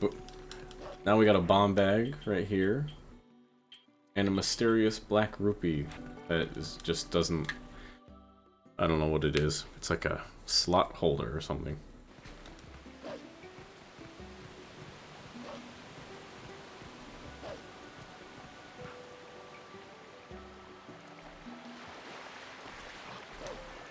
Time for another trick of... It's a little complicated. I'm playing on the GameCube console, which means I have the ability to unplug my controller. We need to press the map button and activate Midnight at the exact same frame. However, they're both a little finicky of buttons. But if I hold down each of the buttons while plugging the controller back into the console, it'll press them at the exact same moment. It's like frame 1. Now, when I try to warp, instead it won't warp, it'll just bring Midna up to talk to me. I've now activated Map Glitch. Map Glitch is a specific glitch for this game that basically prevents Link from entering any load zone. All load zones are now disabled for some reason. It's like this map Midna state, like, just totally messes everything up. Here, you're not supposed to go through this area because there's heavy snow, and Midna will turn you back around and be like, hell no, we're not going through this snow. It's impossible. But we're going through it.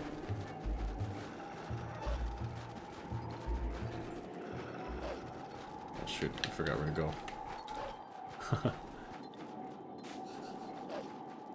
Normally it would fade you back and you'd appear at the beginning.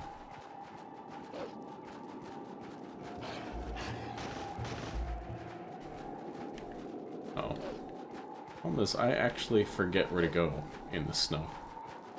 Because I haven't played it enough to memorize it yet. There we go.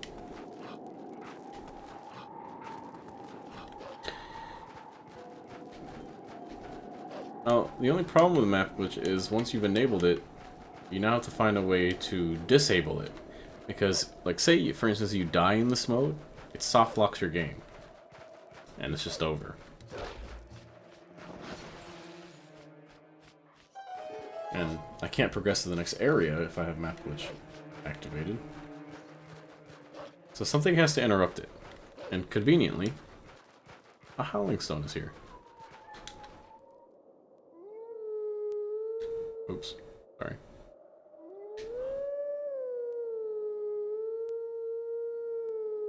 Oh god, hold on.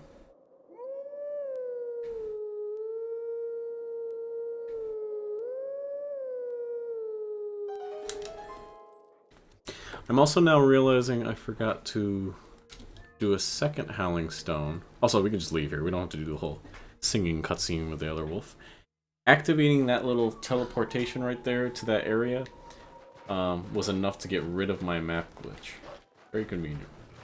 So I can go through this little dig spot here and progress.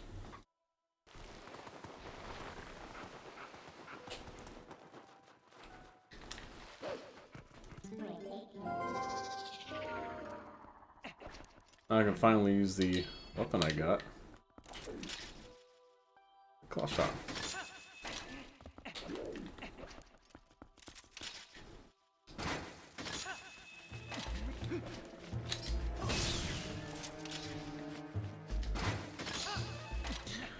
through this door, there's a huge fight with a bunch of bats and Twilight beasts, and it's really annoying. If I go off to the side, though, and do a quick little long jump attack off into the... Hold on. Okay. Off into the void. I think I hit a part of the low zone that skips that completely and begins this conversation with Yeto. Very convenient.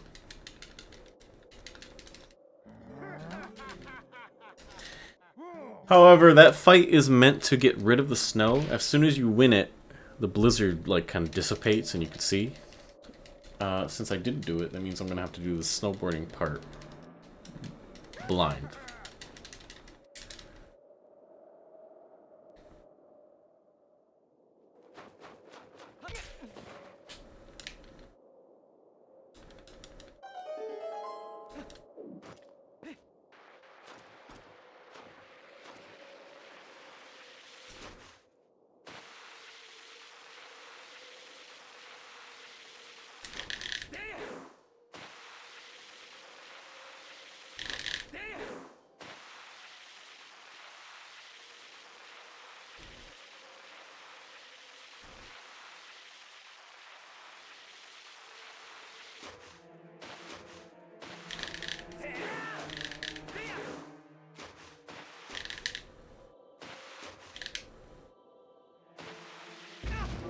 Okay.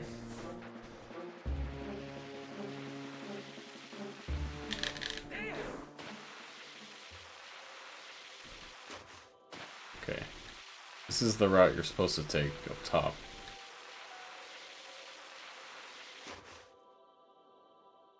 Bro, okay, I don't want to be on this part anymore. I've never failed this, and I have never had to respawn on this, and I've done it what 4 times now, so okay.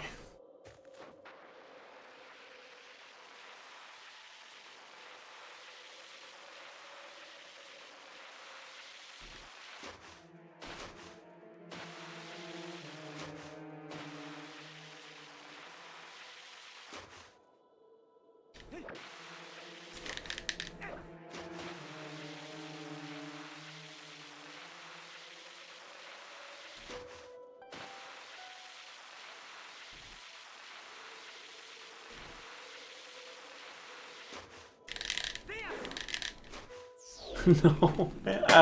Okay. I'm done. I'm done. I'm just doing it regularly. Oh, I can't do this anymore.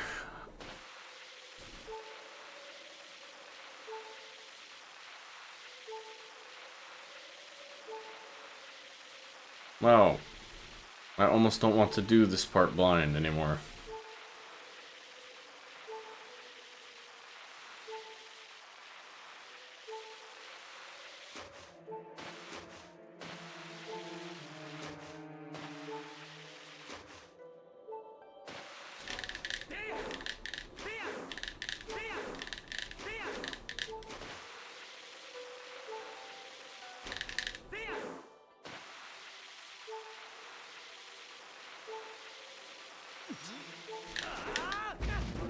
Come on.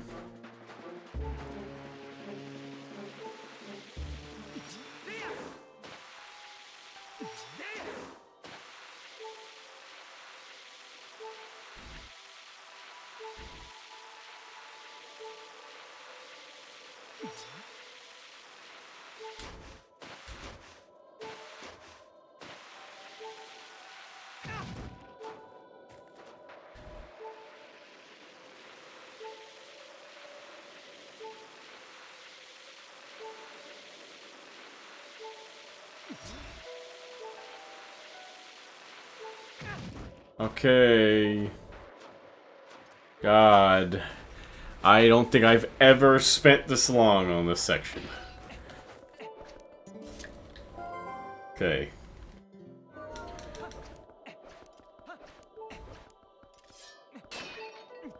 Let's see if I can recollect myself here. So, we got a series of tricks coming up. But the big one is there's a freezer, which is the ice monster that spews frost at the top of a ladder. And it's supposed to prevent you from climbing that ladder, but if you climb it in a certain way... Let me jump across here with the LJA.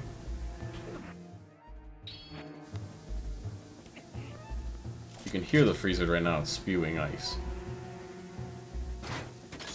But if you climb it in a certain pattern, you can kind of manipulate it into spewing and stopping it spew when you need it to be able to pass. Also, I'm just gonna jump through the floor. And it's very precise, but you'll know when you've done it when you hear a crackling sound. I'm gonna climb up to the 6th rung and drop down and hear it.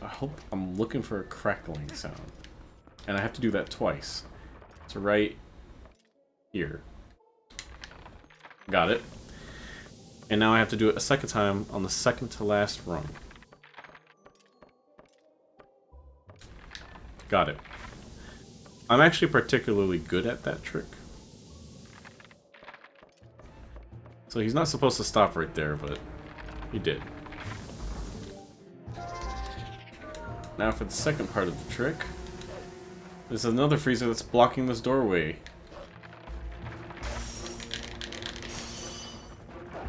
I'm just gonna jump through, turn around, and open it from the other side. Yeah, I'm actually really good at this section. I'm mad that the snowboarding was so bad. Now you gotta fight Darkhammer.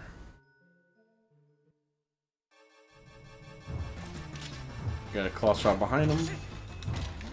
Okay, that's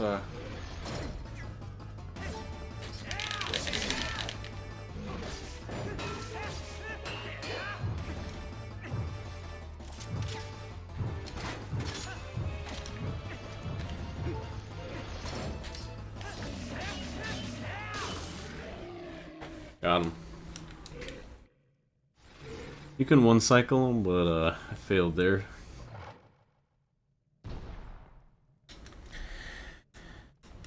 The only reason we came all the way up the mountain, did map glitch, did the snowboarding, did those tricks, was for this weapon right here. Why? Is it a particularly useful weapon? Do you need it for like many parts of the run? No!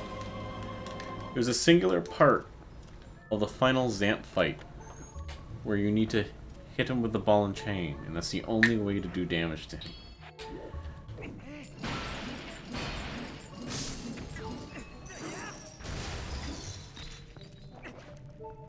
If it wasn't for that one part... By the way, it's 100 rupees, you know, because we gotta get that 300 rupee count. There's 100 right there. If it wasn't for that singular part of the Zamp fight, where you have to hit him with the ball and chain and nothing else, you would be able to skip Snow Peak completely, and the 80% route would be even faster. They did so much research to try to find another way to damage him, but there just isn't. We got another 100 rupees, and now we're using Uku to go back. Do you remember where we Uku'd from? Back to Lakebed Temple.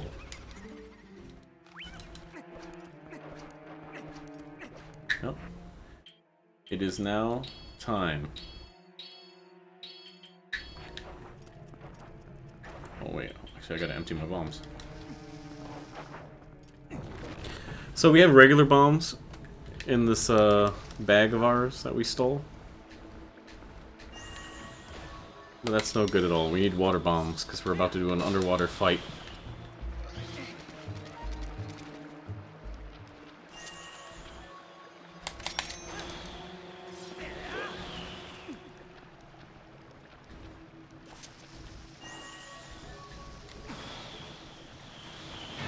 Oh, come on. You think that's what was supposed to happen? There we go. There's a chest with water bombs up here, but we need to empty our regular bombs first. Pulling out a bomb while in water immediately destroys the fuse, eats that bomb. So we're just getting rid of them all right now.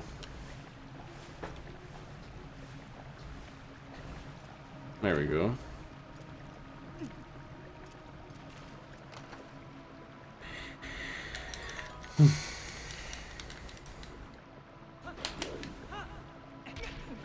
I hope you're still with me, because this is kind of like where stuff gets even more interesting. So, you need a boss key to enter Morphill's boss room, which is in the center of this next room here. However, using a precise setup, we can say fuck that and not do it. It's underneath the staircase in the middle, right there. Instead, I'm gonna do this. A very precise long jump attack.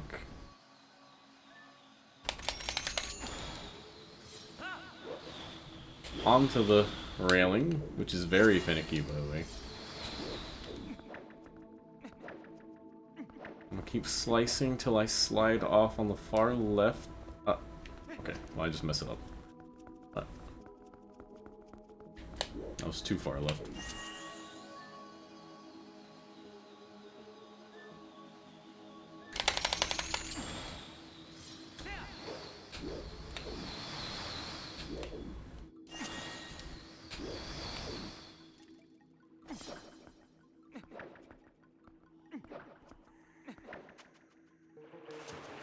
Okay, that's not what I wanted.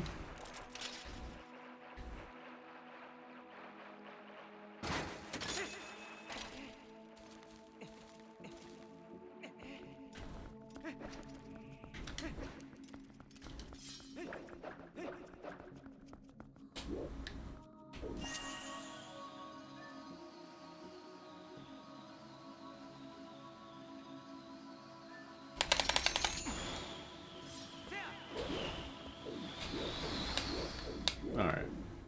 Let's do this for real. There. Backflip. Spin attack. Moves very far left.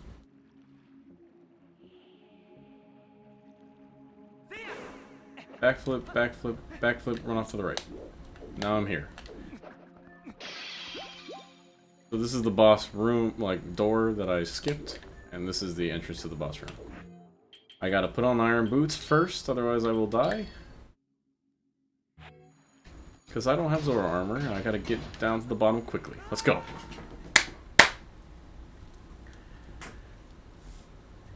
You know what, I didn't save. Let me save just in case.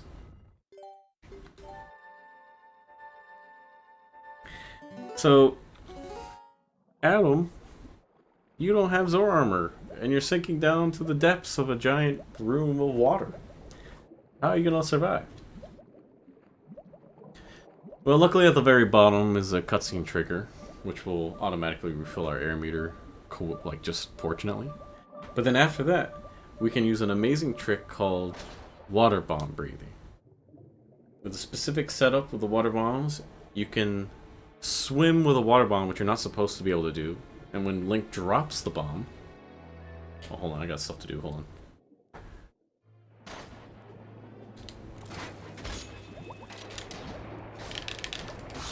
Alright, that's the first phase. The Master Sword does just enough damage with a spin attack to activate the second phase. So immediately here, you're going to see I'm going to start to pull out a water bomb, immediately unequip the iron boots by switching to a different item, and then he'll start swimming with it.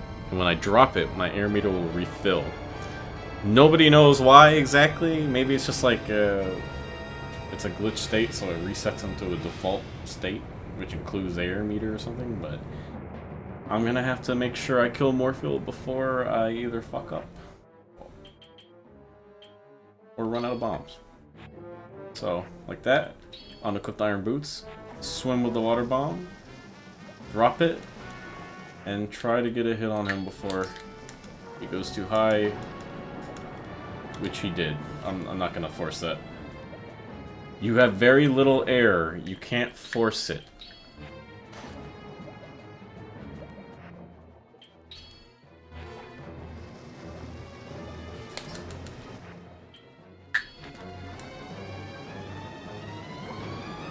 Again, he went too high.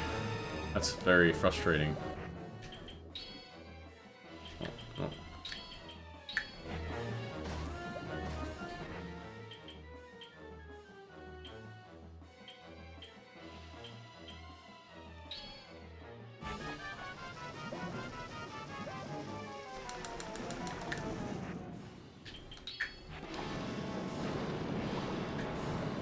I had to bail there because he started his attack.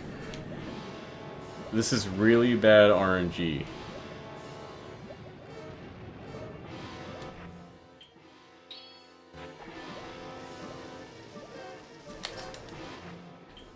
Alright.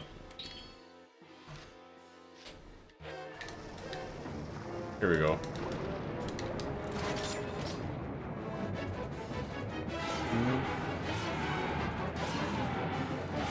I have to unequip the iron boots, instantly re-equip them after letting go. Get my bombs ready. Look at that air meter.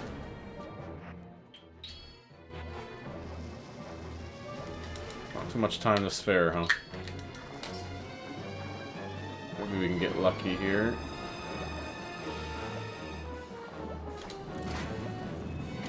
No, we did not. Now I'm almost out of water bombs.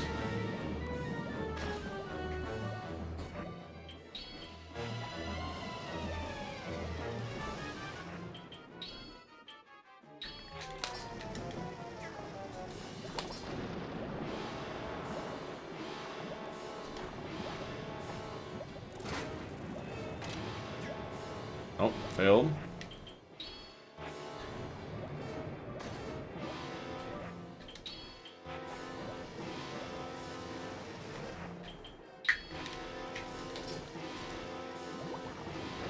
Come on, give it to me. Boom. I'm gonna try for something risky here. Finish, finish, finish, finish, finish, finish. Oh. I mean, just barely. Woo. That's a quick cycle right there. Very risky if clearly you can see you can die while Link is winding up his final strike. But we did it. Oh damn, actually I missed my splits and all. I forgot to split for everything. Let me skip. Skip.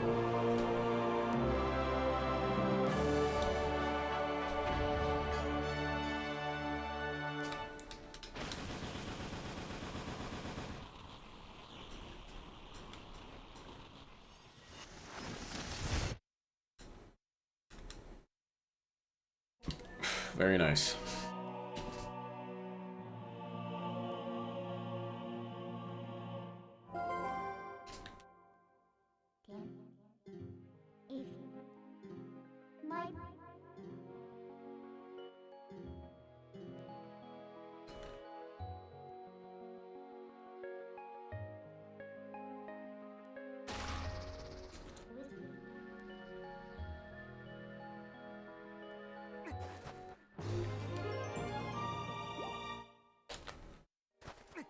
Perfect.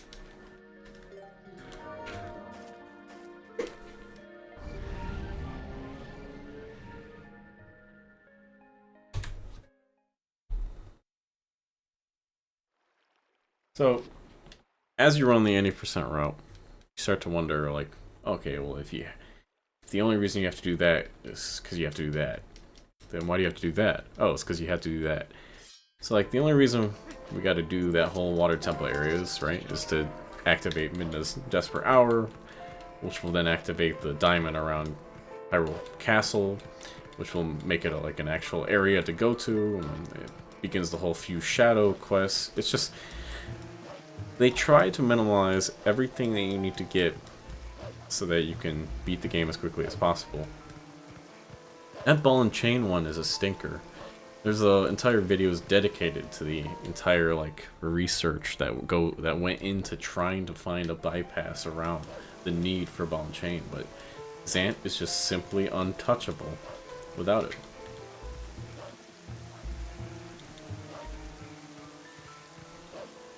Right now, just in the story, we have to bring Midna to Zelda again, which is at the very top of Hyrule Castle. So we have to go through the sewers again, but this time without her help.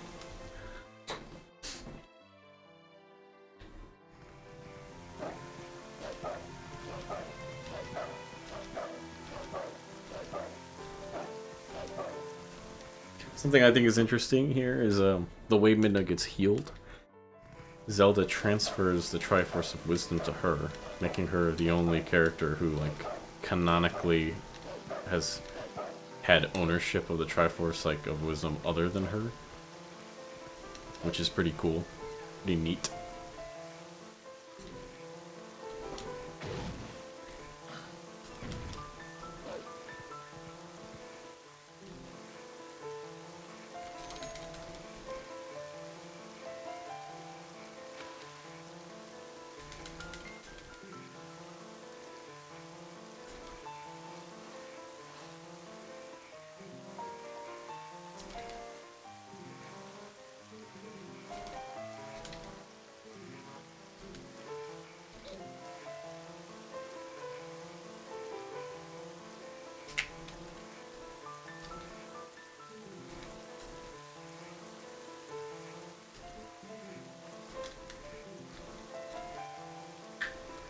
This cat is the MVP.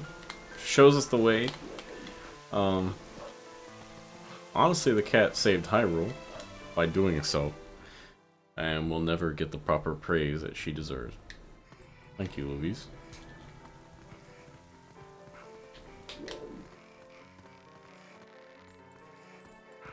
Okay. Come on.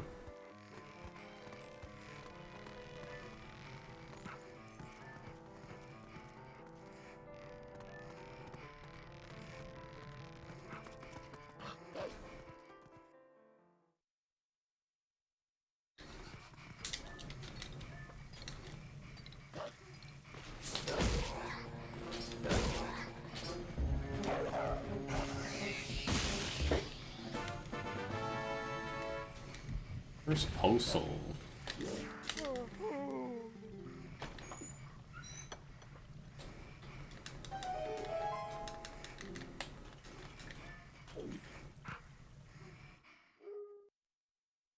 Cue the music.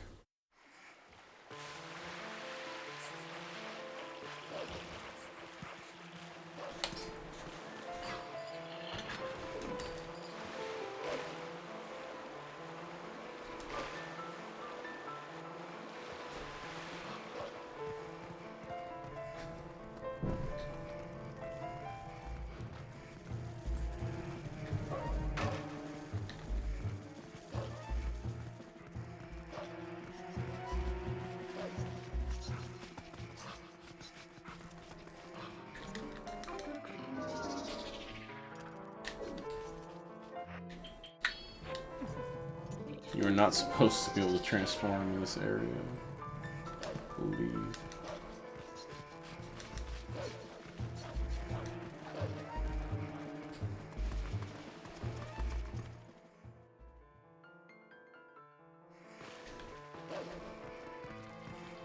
Yeah, this place looks familiar.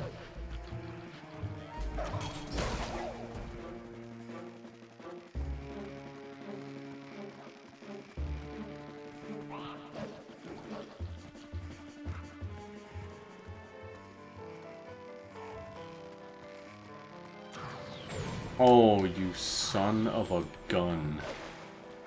Ooh. This archer is the greatest archer of all time. I tried to ignore him.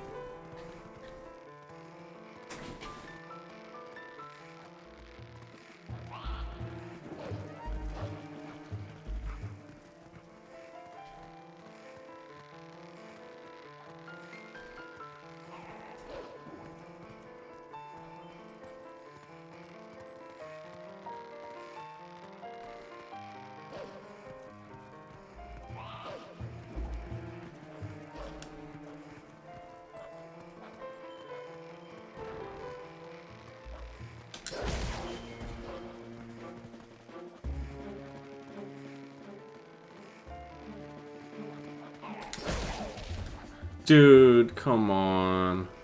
What's up with that bonk? The only time I mess up this area is when I'm trying to rush. Excuse me for trying to rush. In a speed run. Oh my god. That's karma. Okay. Alright. My bad. I apologize for doing that. I will slowly approach everything. But I wanted to save that half a second.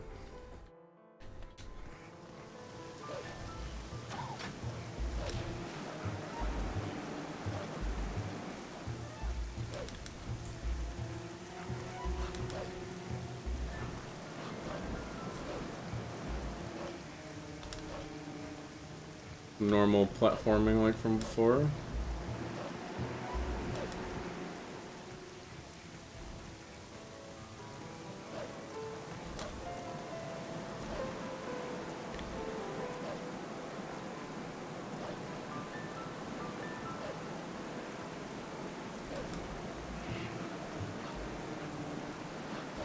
Alright. So we made it to Zelda. Made us saved.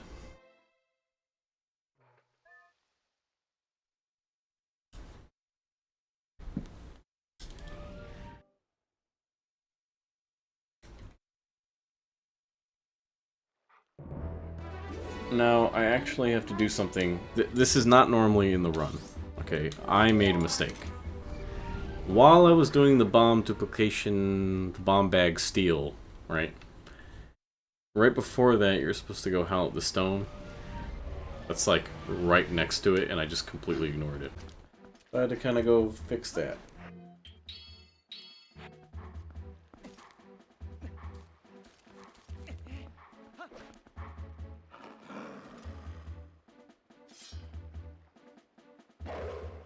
And you need to howl at the stone because you need to learn ending blow, the move. The ending blow is the actual only way to actually win the game. Because ending blow is used on Ganondorf at the very end when he, Link jumps up and slams his sword down into him. Well, I guess that's actually considered, like, if you don't learn it, you really actually cannot use it. So, kind of interesting, huh? I guess I never really anticipate anybody getting to Ganondorf without learning this, because you're kind of forced to learn this before you enter the Forest Temple in the vanilla run. Completely blocks off the way, so you have to encounter it. Doo-doo.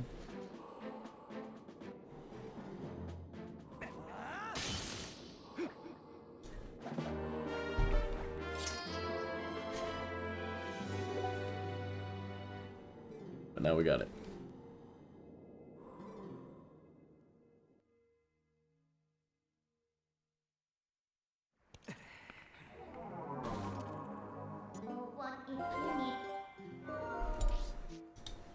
Alright, now we got that.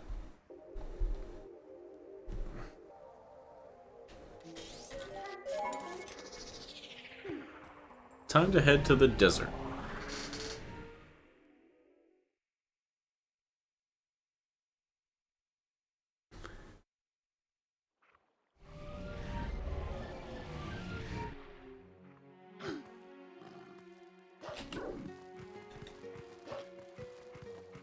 In order to get to the desert, you have to get a memo from this guy on top of the tower.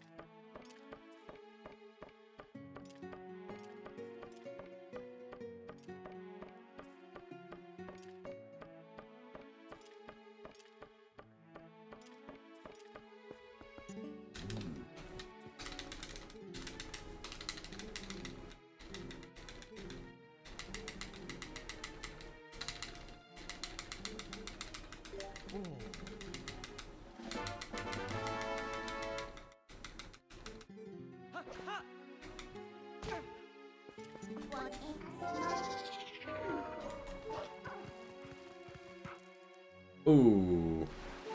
Jumping into the water there is a little slow.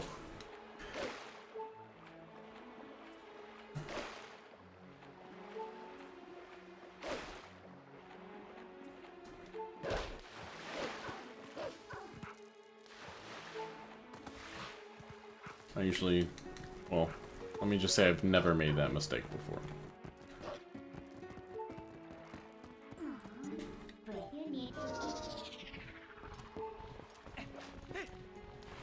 Okay.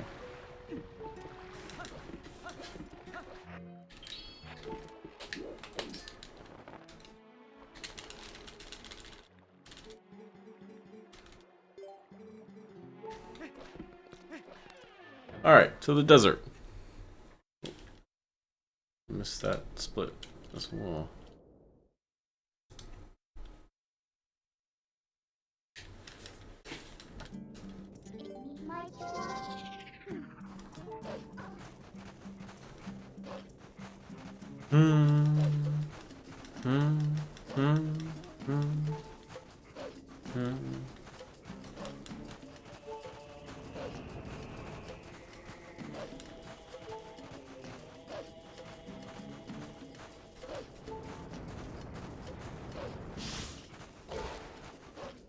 Oh, that guy actually hit me.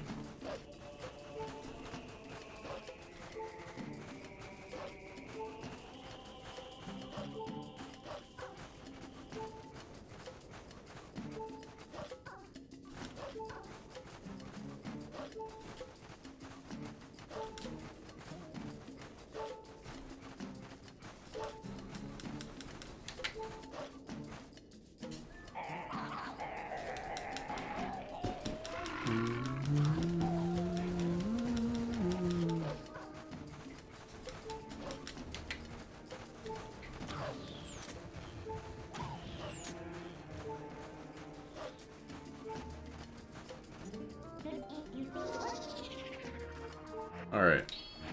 A little bit of silent running right there, but now we're back in it. So we're supposed to like run a warthog through this, but the game doesn't have the best like barricades, so we just kind of run through it. Some hearts just because I'm tired of hearing the beeping. Or straight money.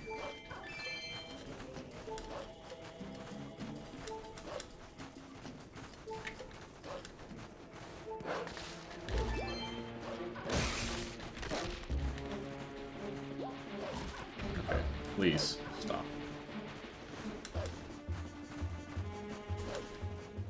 Alright. So remember the map glitch thing we did when we first entered the snowy area of the mountains? So there's a whole big thing you gotta do to get past these gates. Find keys and whatnot. Instead, I'm just gonna do the same map glitch that I did earlier by unplugging my controller. Boom. Try to warp, which will fail. Now I'm gonna transform into human. I'm trying to get through that door right there, so I'm gonna angle kind of right there and back up. Because the load zones can't load because of my map glitch, I fall through the floor.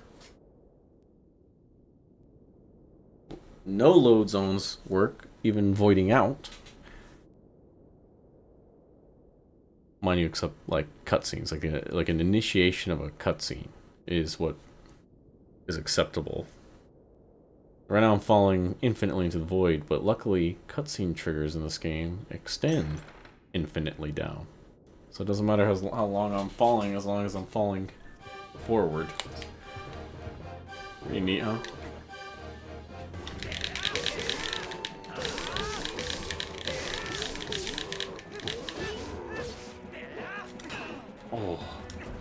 Oh my god, that's so fun.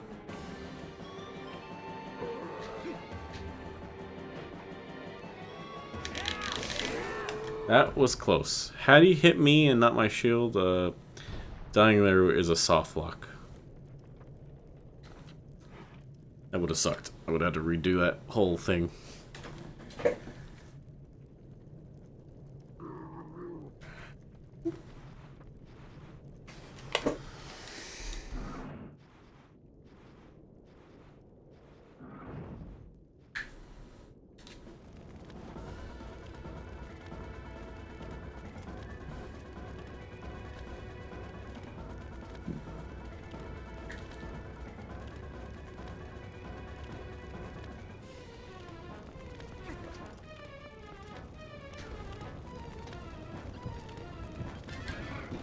So, after escaping the pettiness of King Bolblin,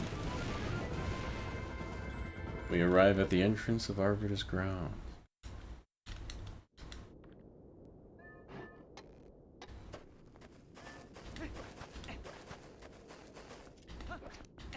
There's a lot of neat little tricks in Arbiter's grounds.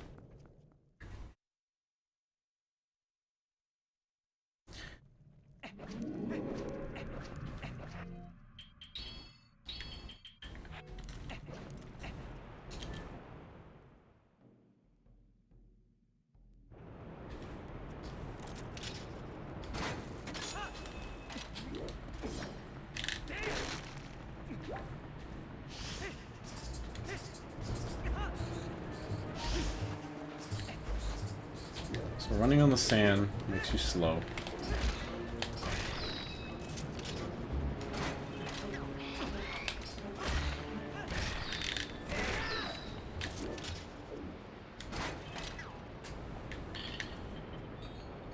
If you stand on the sand too long, you sink into it and die.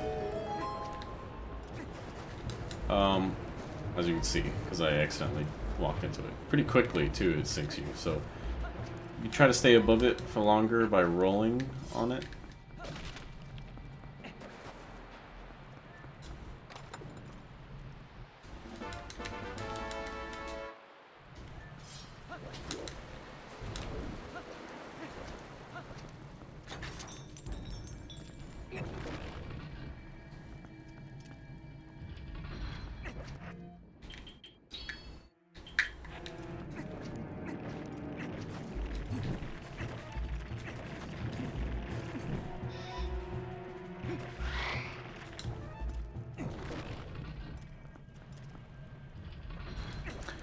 So, this next area, it's a gate that is only open once you find 4 Poes and reclaim their souls.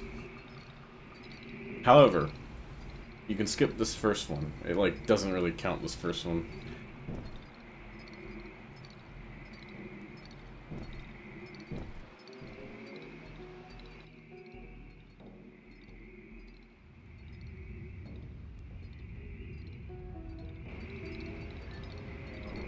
A lot of extensive searching was done to try to find a way through this gate as well. Nothing was found though. It would save a lot of time. But they knew how to make their gates. Alright, so we got a trick here. Pretty cool. See that little pillar in the sand? Okay, well. Sorry. We're not supposed to make it through this area here, but I'm gonna just kinda... Uh-oh.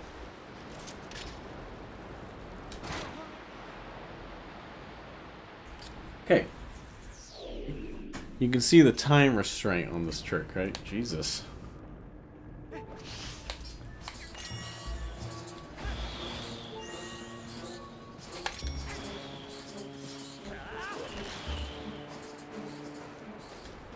Oh my god.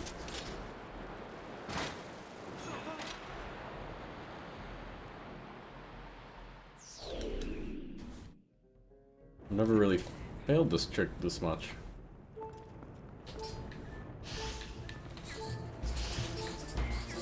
What the hell?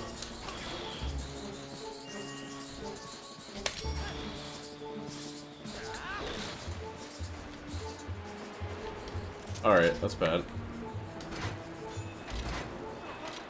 Okay. A little embarrassing. I usually get that trick first try.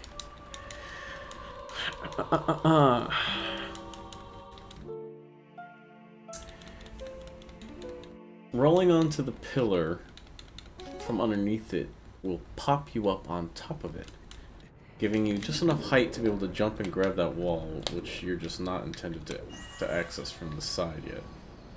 At all.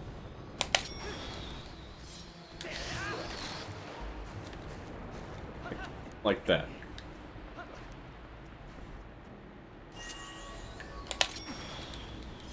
Another one jump attack, yep.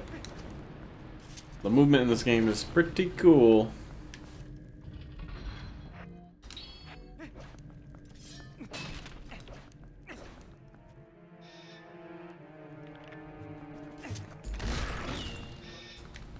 Ball and chain, pretty strong.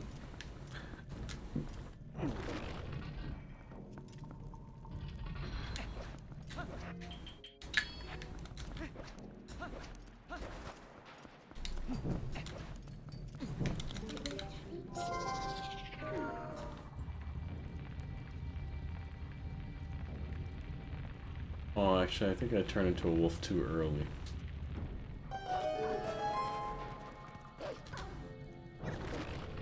Oh, no, I didn't. Okay.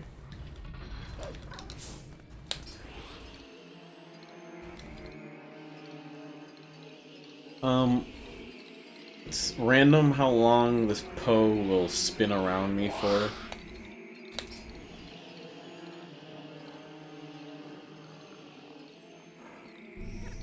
Not too bad.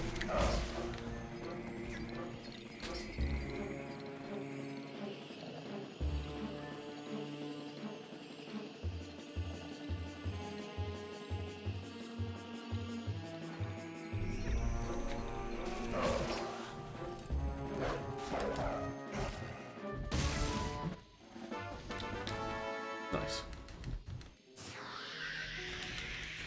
So that's actually the last Poe we're supposed to do. But because of the sequence breaking, we've done it in reverse. We've already started this temple from the reverse side.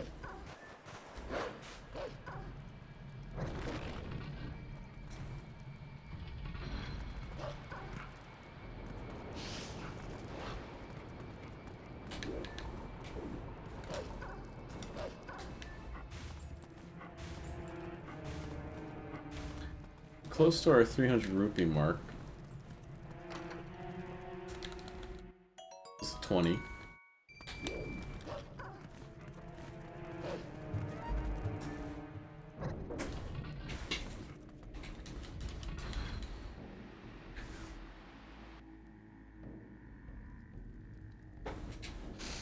It would be really convenient if, like, maybe this temple only checked for the last Poe soul and opened the gate after getting that one. That would be really cool. But sadly, it's not the case.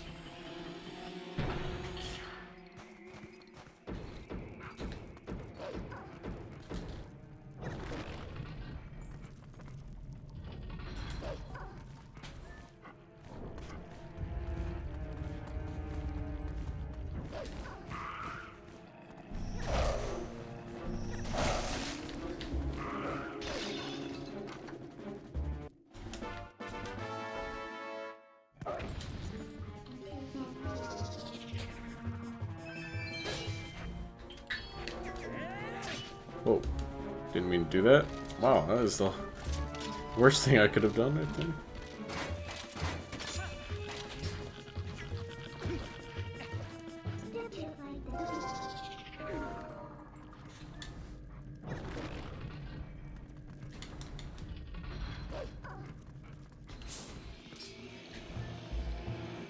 So this is Poe 2. I got distracted. Don't know why. Okay. It's really not that crazy of a fight, but I'm just fucking it up. Nice.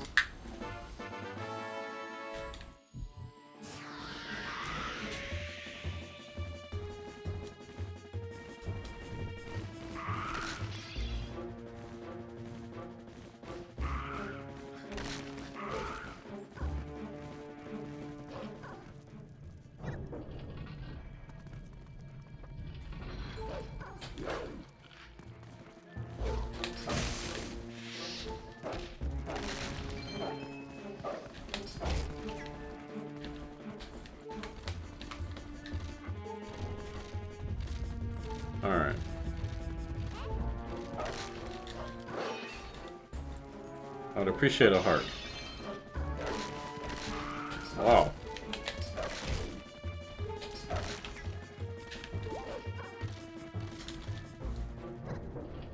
A little stingy, huh?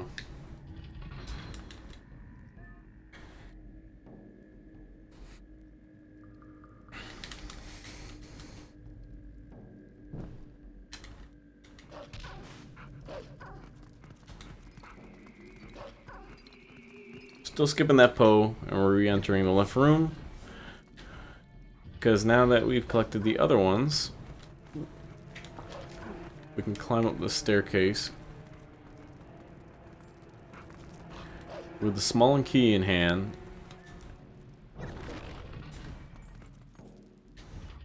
Cross over the chandelier. And open this locked door from behind you. You hear the lock drop. Oh, you can see right there. This is supposed to be the exit. Damn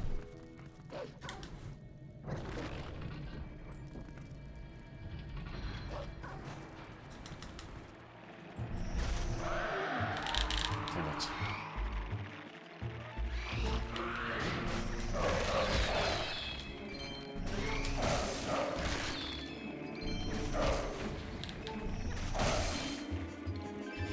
That's my 300 rupees.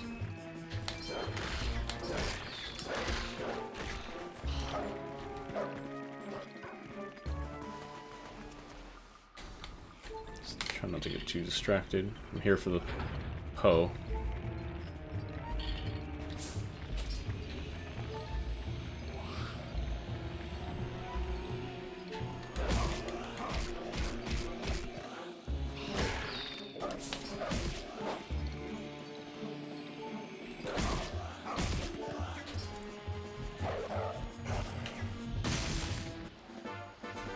Alright, so that's the last Poe I need.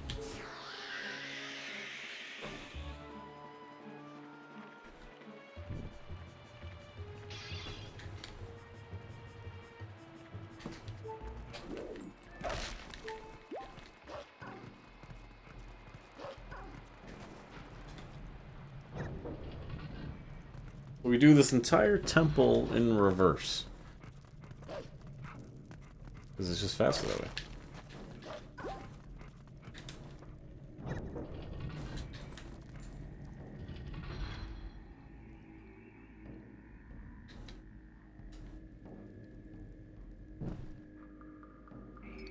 Oh yes, all three of the Poes.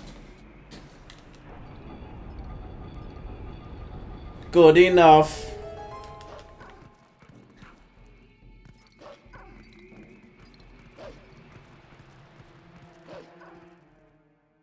I hope that Poe doesn't feel self-conscious. So we're doing this in reverse too. See the boss keys over there? We're not supposed to be on here, but we're just gonna cross that because Wolf Link doesn't give a crap about a swirling pool of quicksand.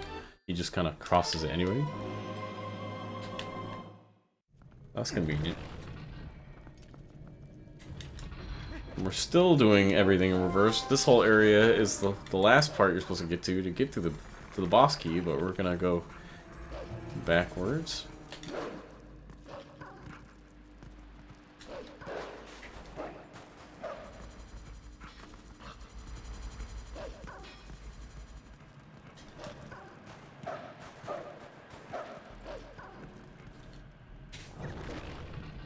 Nice.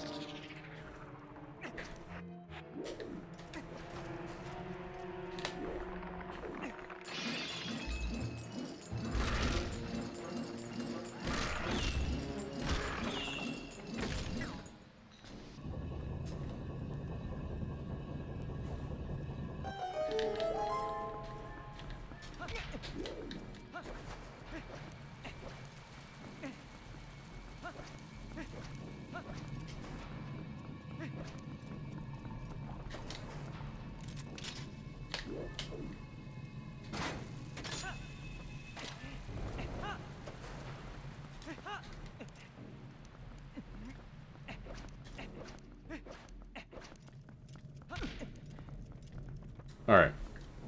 So the reason we went through all of this in reverse is because we wanted to get to the mini-boss room. Because in order to beat the game, you still need the spinner item that you get from beating him.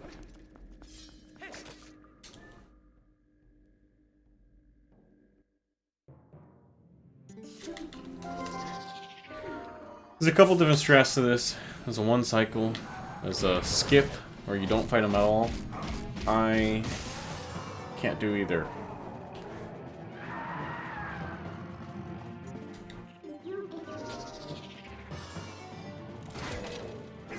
So I'm gonna just try my best.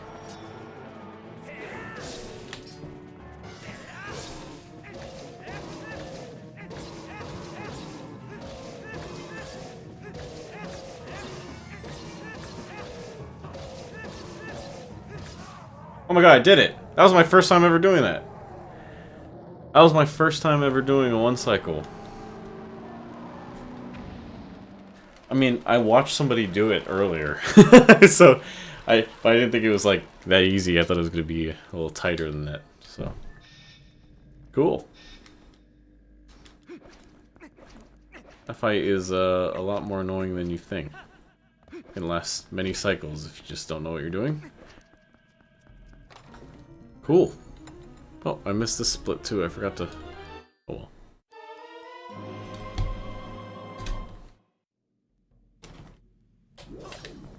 Okay. Now I believe I... Save warp.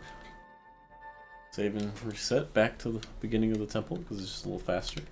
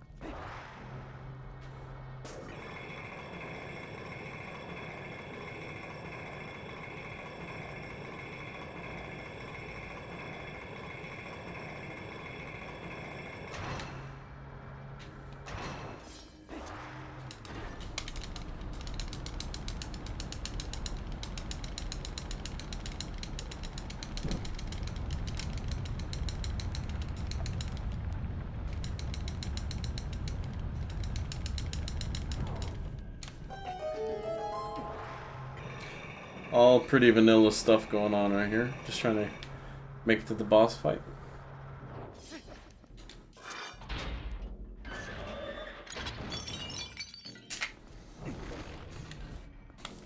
This boss fight is done pretty much vanilla. By the way, I hope, Dad, if you know what I mean by vanilla. Vanilla is just, you know, plain, like regular, doing it the game normally. So, and I guess in speedrunning, in the world of speedrunning, that just means a lack of tricks or glitches, I guess.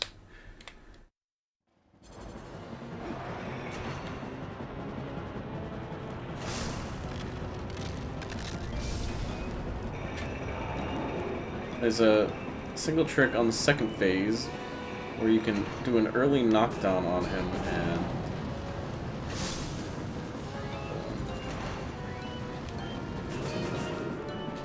wow, that was really lucky.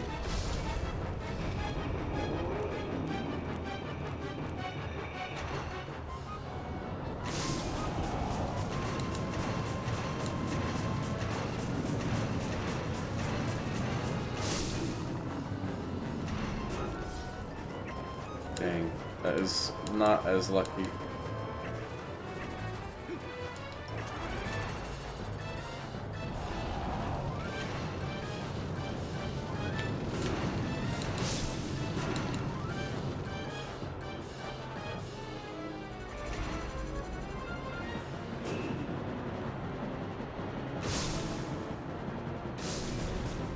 Okay. Getting a little unlucky here. Really annoyingly unlucky.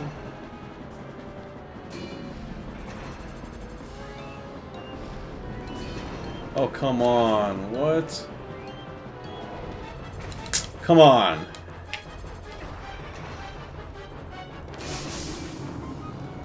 Got him. Alright. So in phase 2, with a certain, like, movement, you can get him to get knocked down very early before he begins this whole flying around phase. And if you hit him enough times, you can one-cycle him before he ever gets to do anything. Missing it loses some time, for sure.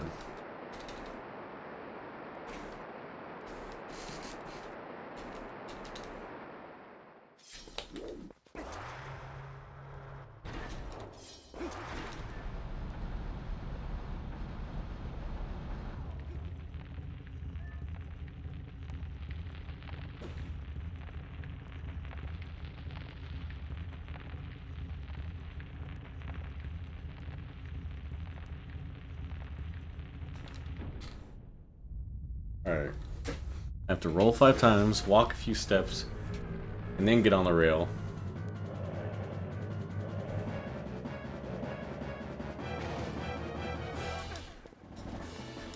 One, 2, 3, 4, 5. Boom. Early knockdown. Come on, don't miss this.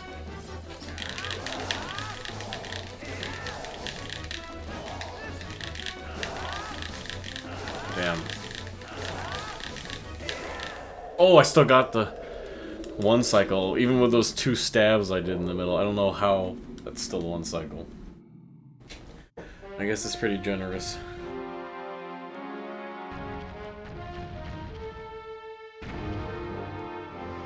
Huge time saver.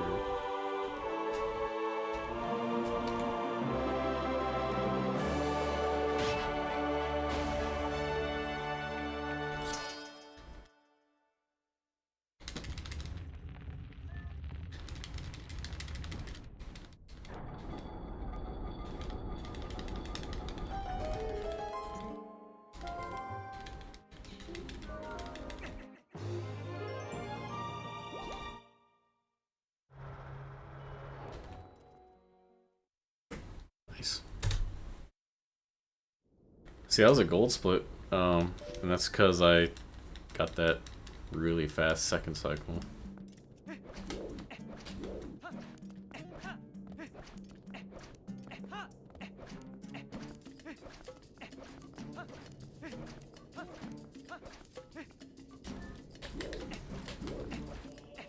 So here, they want you to beat these Twilight Beasts and then activate this really big cutscene where you pull out the Mirror of Twilight from the ground by spinning up onto the statue. You don't really gotta do all that. All you gotta do is beat the Twilight Beast and then you can just warp away.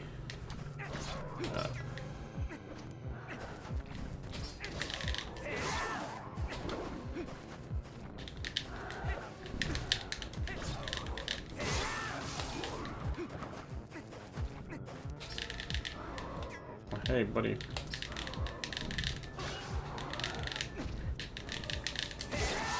Alright.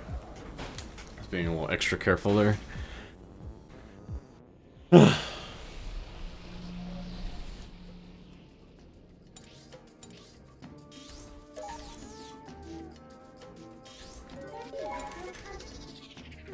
we go back to Kakariko Village.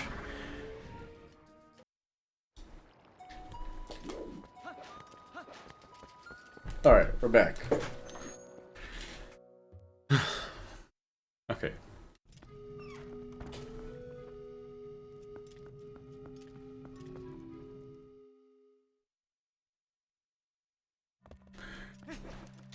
So to get to the cannon that's hidden underneath this building, I guess, there's a statue here that you're supposed to get an item from a different temple to be able to move this thing, and it's a whole side quest because you can't even do it because there's like a thing blocking the thing. That it's like forever. It's a super long thing. When in reality, all you have to do is transform kind of next to it, and then it'll push it through. Wait a minute.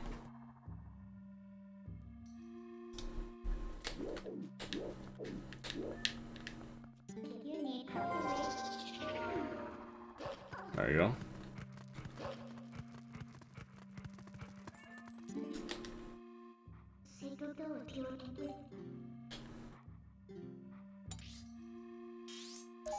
So now we're gonna warp this to the only cannon guy we know, which is Fire, back in Lake Hylia, who's already helped us get to the desert. Now he's about to help us get to City in the Sky.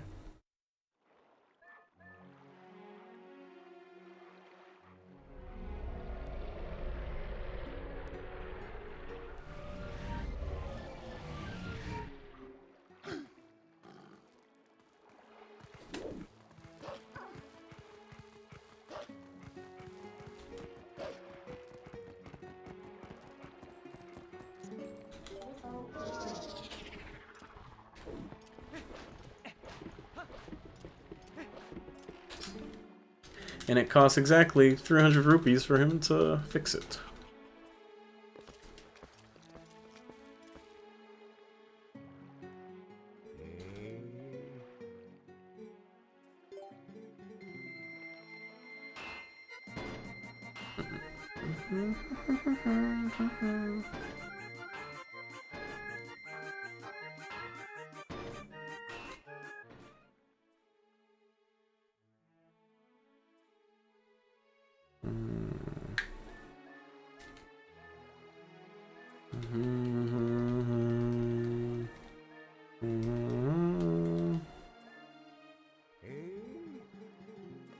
Perfect.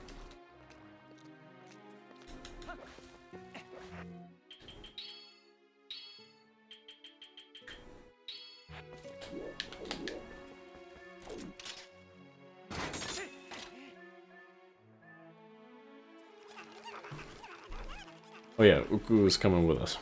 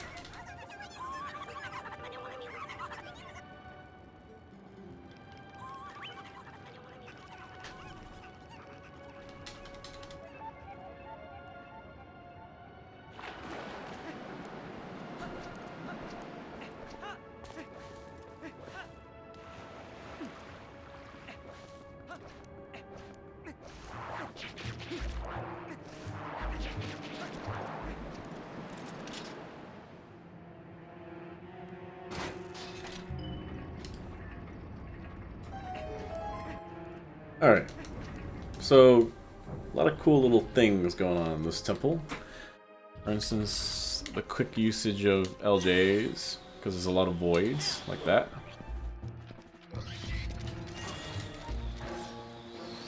Like that. Okay.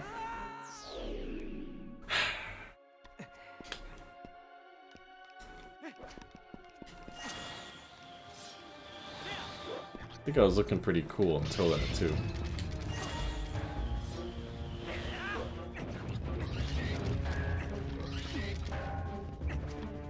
So right here, there's a trigger. If I open this door as Human Link, it activates a trigger for the next room that activates a fan on the ceiling. I don't want the fan activated because you have to go through a series of steps to deactivate it. By doing this, the fan never starts. It's nice.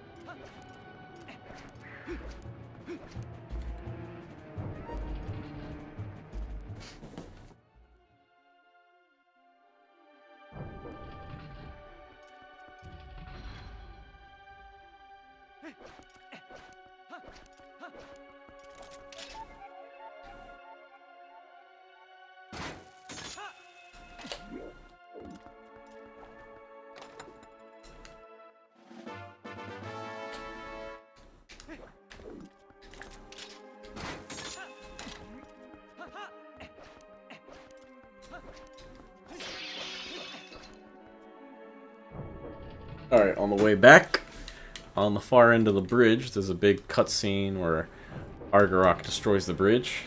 We can't activate that because we need this spot to be our save and load point. Right now, if I saved and load, it would bring us back to that room we were just in. So, in order to avoid it, I'm gonna do a little bit of Link parkour. Huh. Huh. There.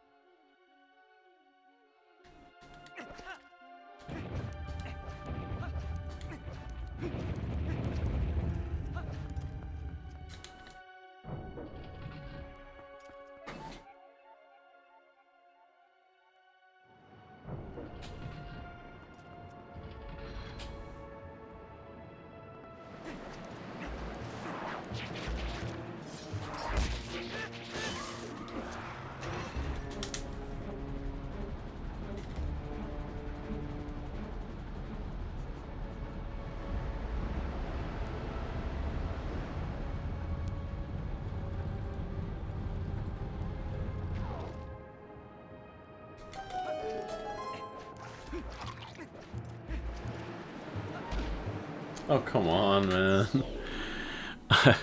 The wind always activates for me at, like, the worst times.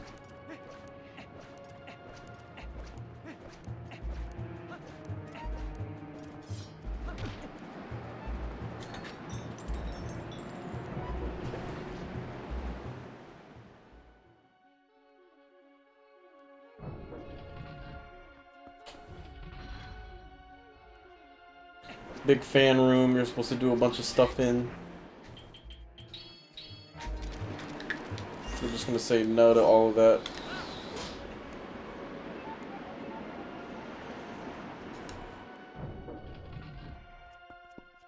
I truly didn't make this temple with the idea of LJ in mind.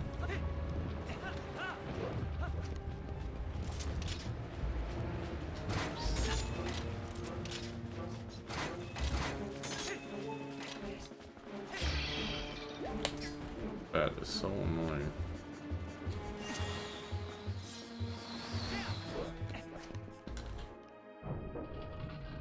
Alright.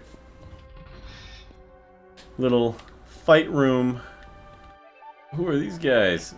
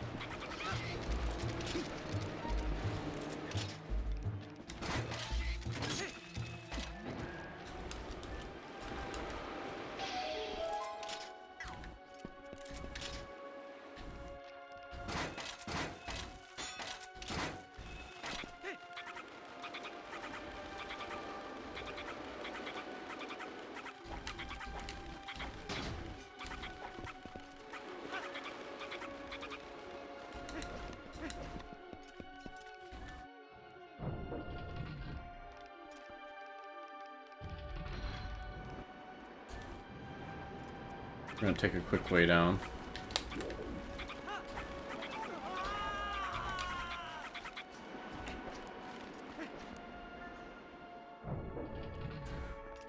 Alright, so in this boss, mini-boss, you're supposed to kill a flying Orolphos.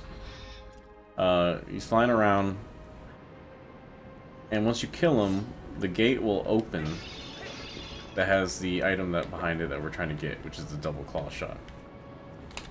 However, even though the gate is closed, there's like a slight sliver of a pixel that you can aim at. That even when the fight isn't done yet, you can claw shot it, get the item, and save warp out. That's what we're gonna try to do. Extremely precise. Might not get it first try. Oh, definitely not getting it first try now. Uh-oh. Yep, I failed it. Just because I accidentally claw shotted. That's how precisely, like, you can't do anything else except what you're supposed to be doing here.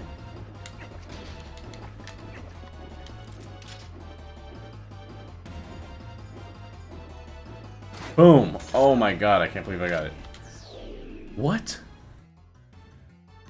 It voided me out?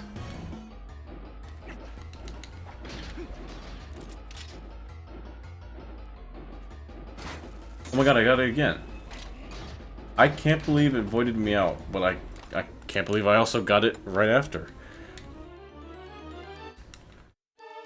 It's the second claw shot, the double claw shot, baby. Let's go. Now I can save warp back to that spot I was talking about. Oh.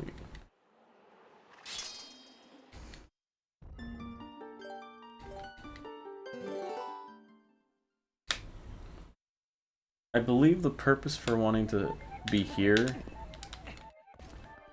is, you don't have to go through the whole beginning again and do the fan skip again.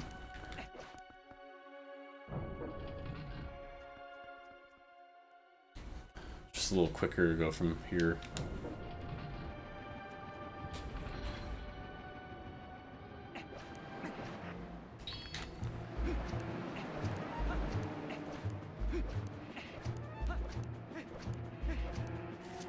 Oh.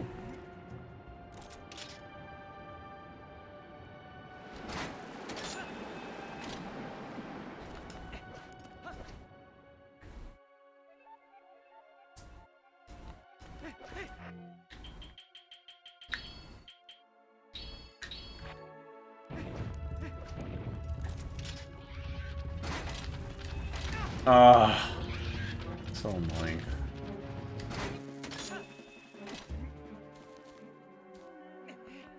Alright, so very convenient. The fan is off because I did the fan skip, so we can now take these double claw shots and go straight up.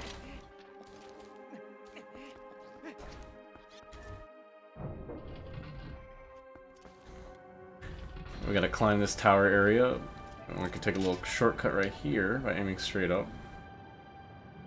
Grabbing a pixel of vine. Now you're supposed to wrap around with all the ropes. We're gonna say screw that and just do this. Jump across. This is all for the boss key, which is right here in this extremely laggy room.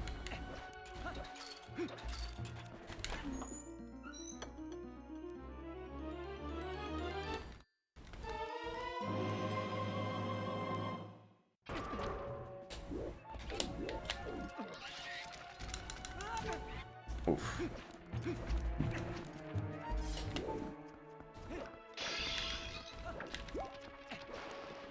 All right.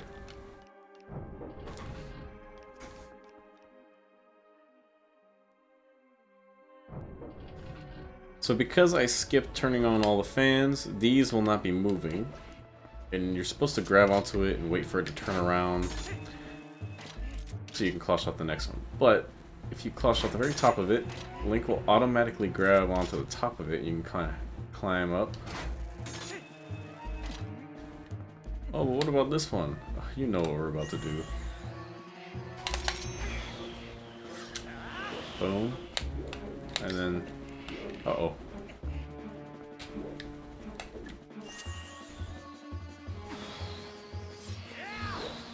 Bam. Pretty neat. Oops, I skipped the double claw shot. Split.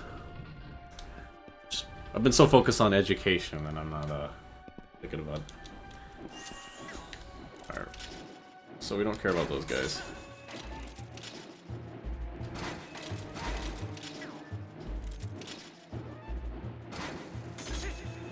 God. Getting ready to attack me.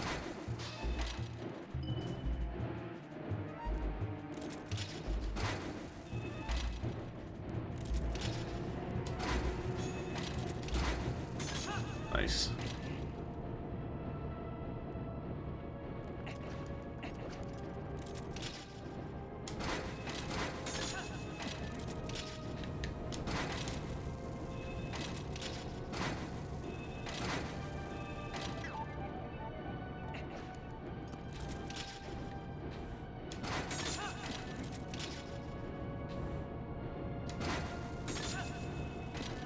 Mm-hmm.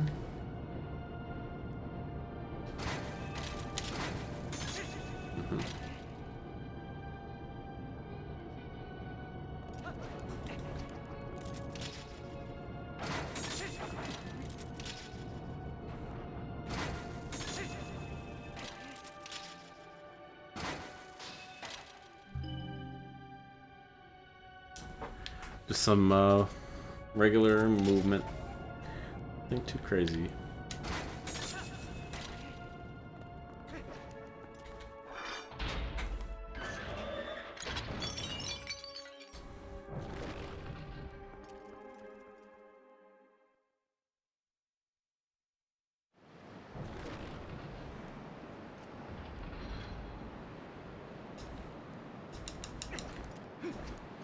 We can skip the whole climbing up process by going straight up right here.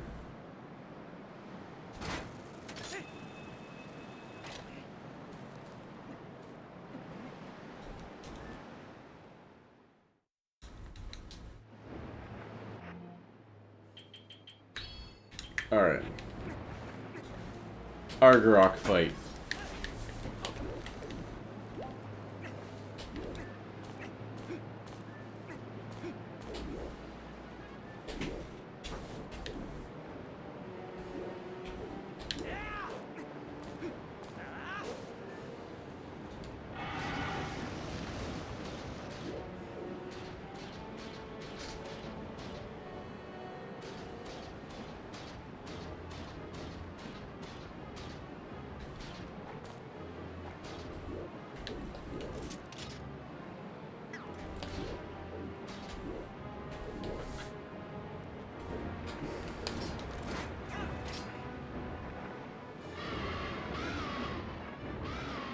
This is admittedly not the most hyperactive fight.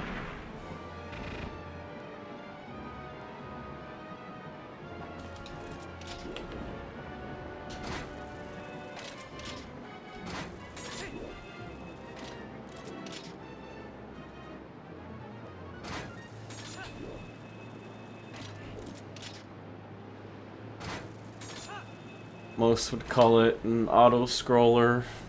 Most would call it boring.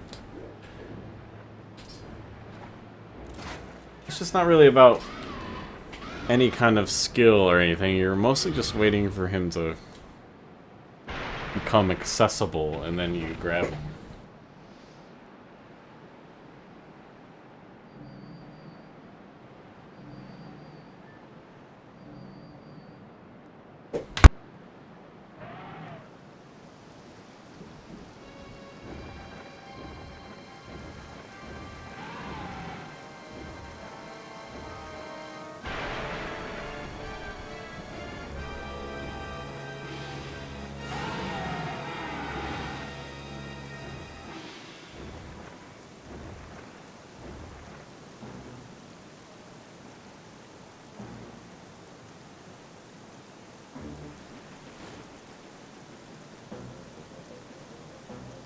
The very long cutscene of the flying potatoes also doesn't help.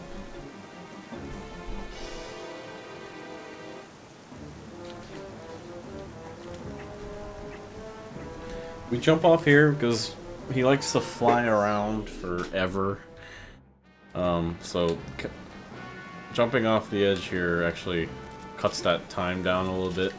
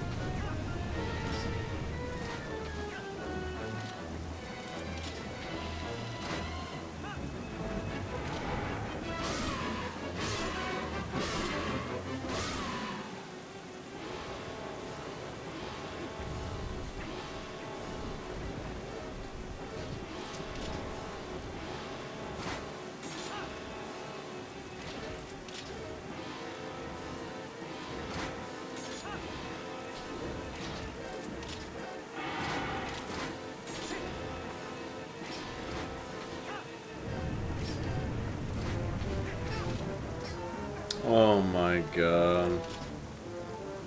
That does not help the length of this fight at all.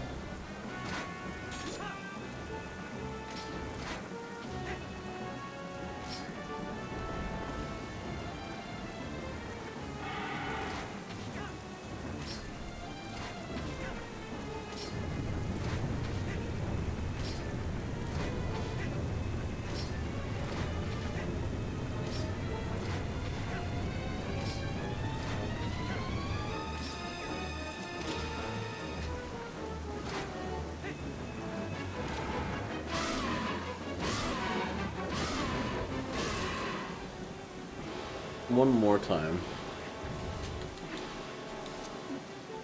Nope, that's not what I wanted.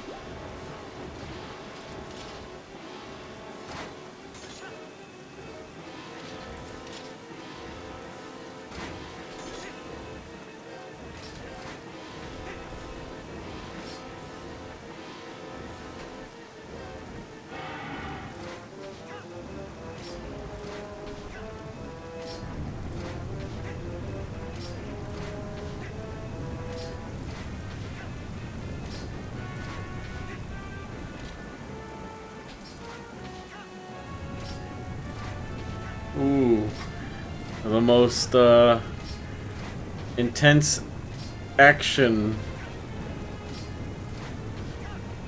I almost forgot that I had to turn around once. That would have been bad. I managed to turn around in that fight. Thank God.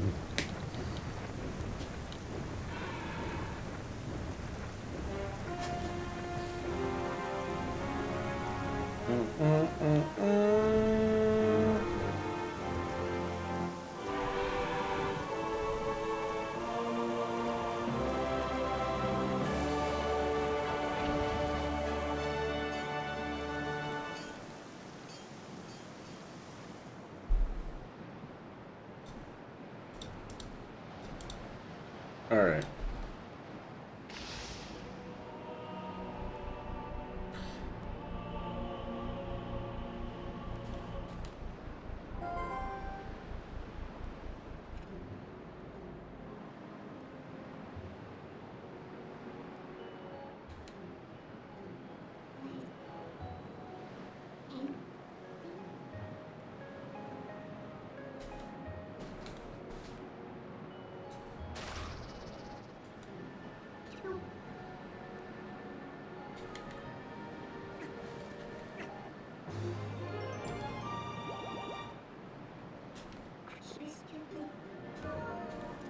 Let's skedaddle!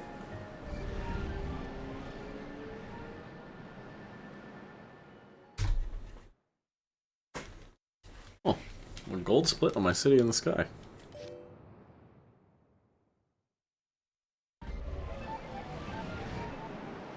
Well, even though this run is totally scuffed, at least it seems like I'm getting better at the game, and I'm getting some better splits on some of these some of these later games, like Arbiter's Ground and City in the Sky Gold, so that's pretty good for me. That's where I struggled before.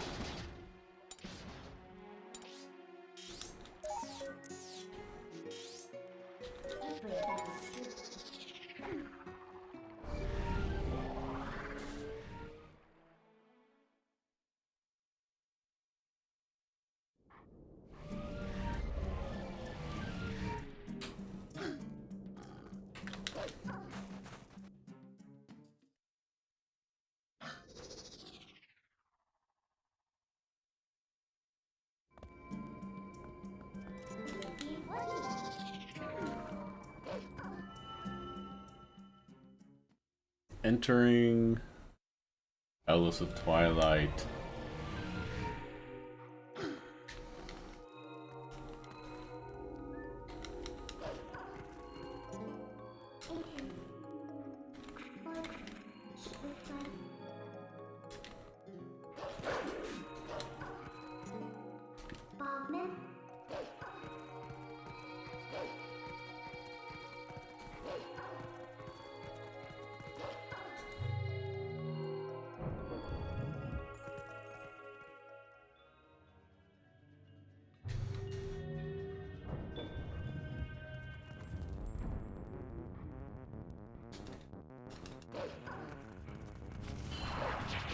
So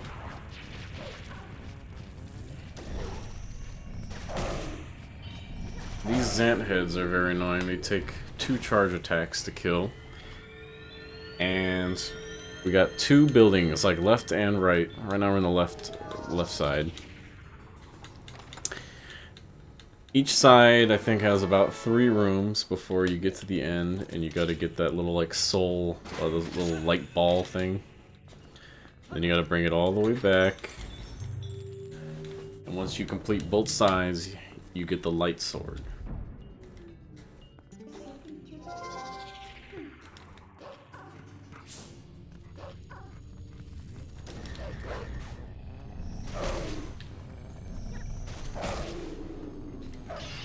Nothing when it comes to like huge major skips or glitches in this area, but this area can make or break your run because of your optimized movement, like how good are you at moving, how memorized you have the areas, how good are you at combat.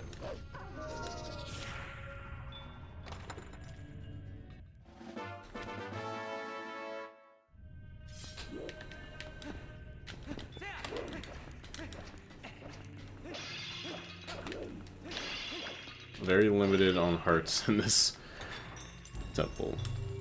4 pots with no heart before a boss fight.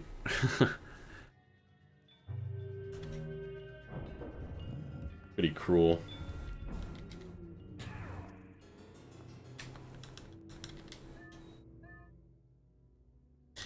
We're about to fight Phantom Zant, and if he gets a few seconds, he can spawn a bunch of enemies to attack us. So we're trying to interrupt him by getting to him before he does that. We can do like a forward stab. I had no idea where he was. That sucks.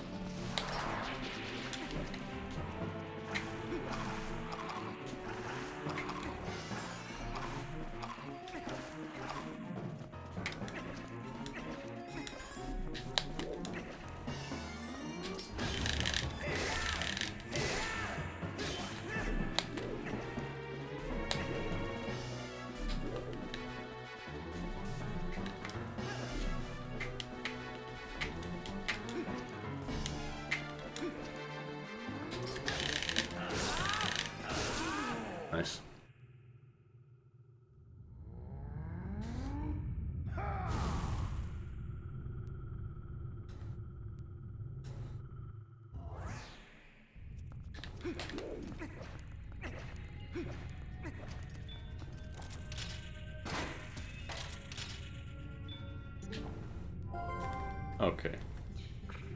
Thank you, Midna.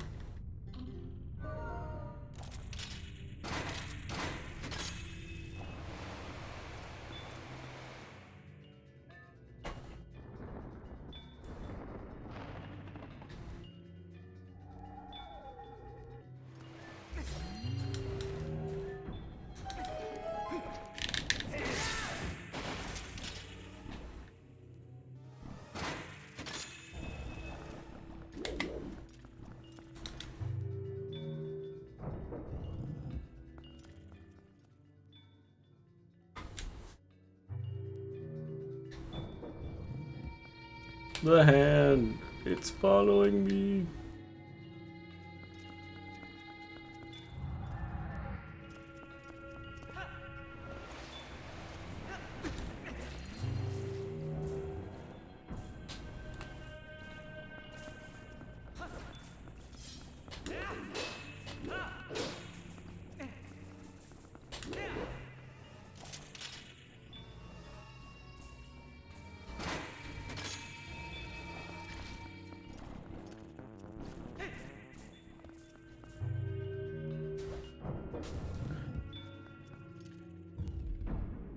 Alright.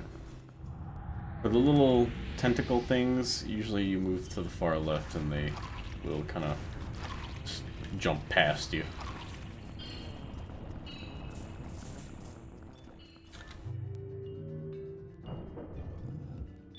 One soul complete.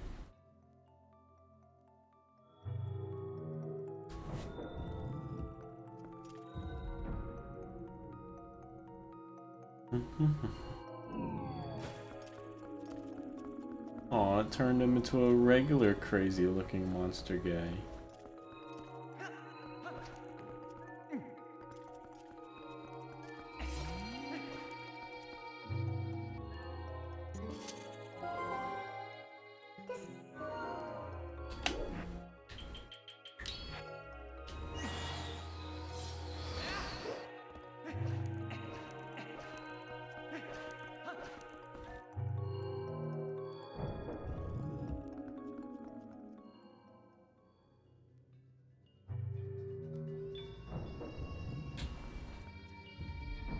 Okay.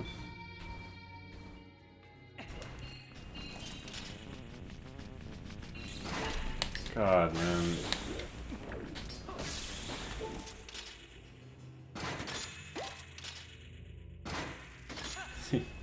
The enemies in Palace of Twilight are notorious for being annoying.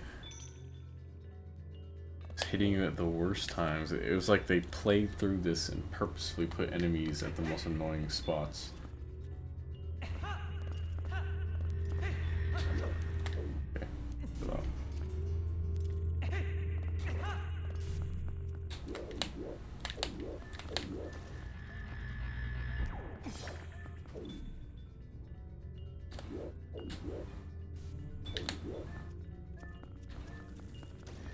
Come on, Zan.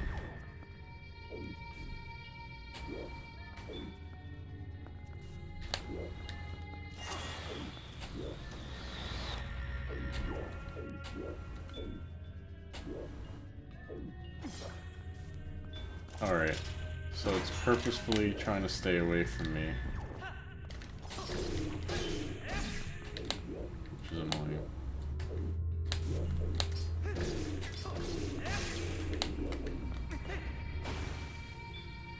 It was... That room is particularly annoying to me. It never really works out as quickly as I want it.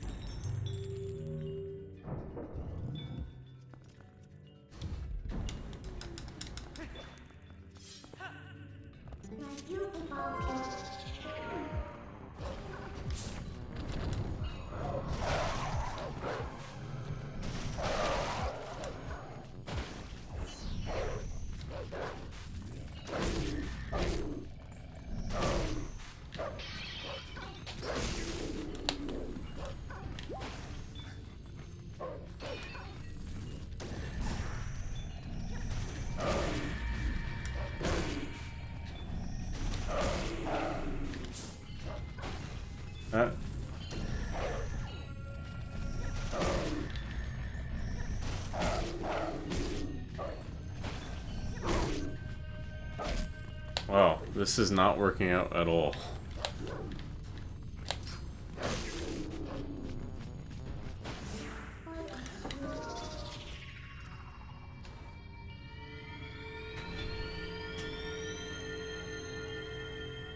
Not a great palace so far. It's been like, oh, and I went the wrong direction. Supposed to end up on this side.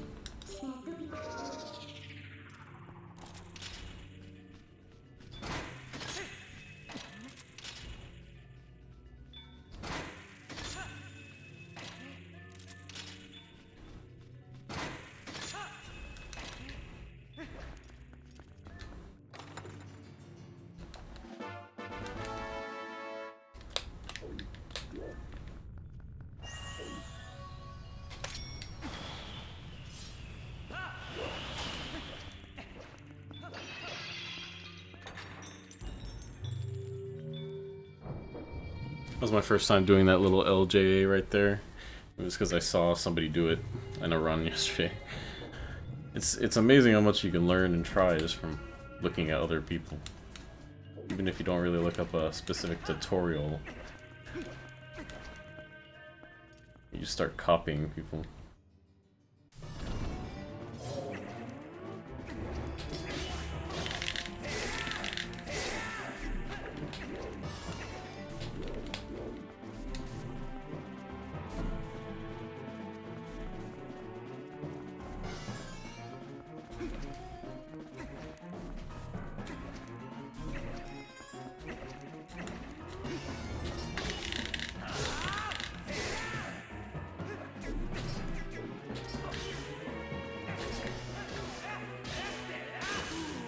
Okay. Teleported right in front of me.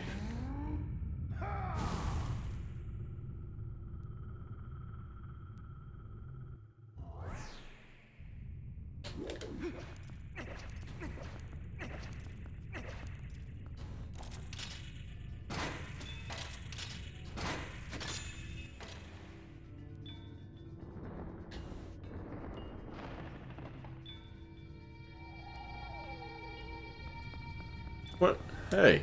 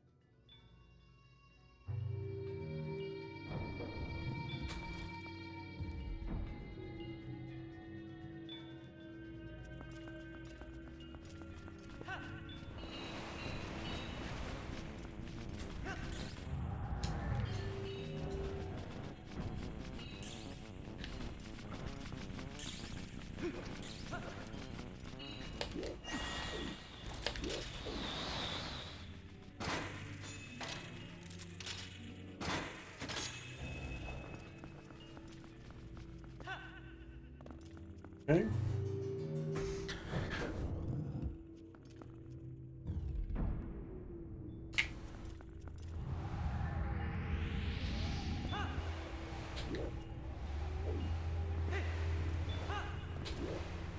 God.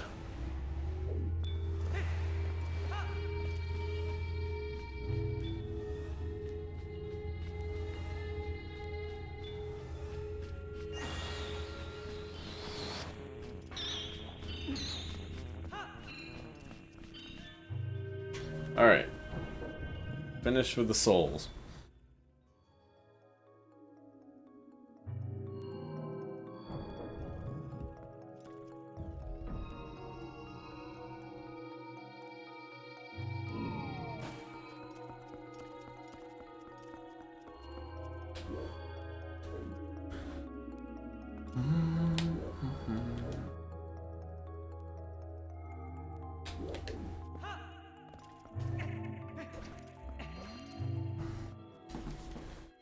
Nice.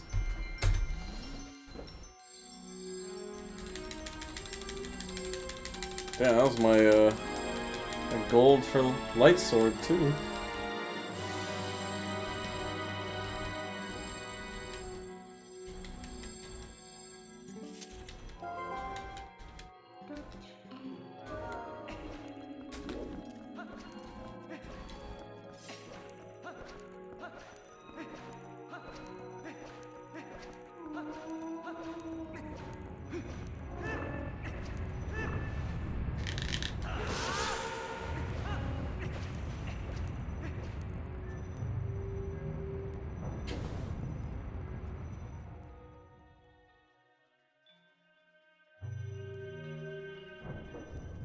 This last room is a vertical tower.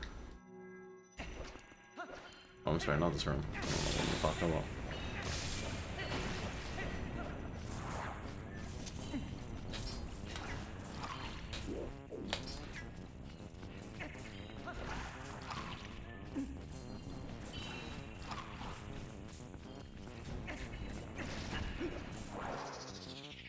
Damn it.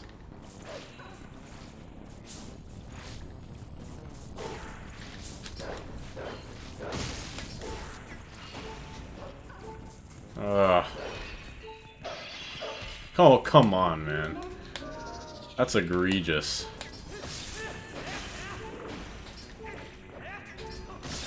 Okay, yeah. That is pretty ridiculous. Especially, like, them hesitating and clanking with you and trading and still hitting you even when I'm killing them? That's crazy.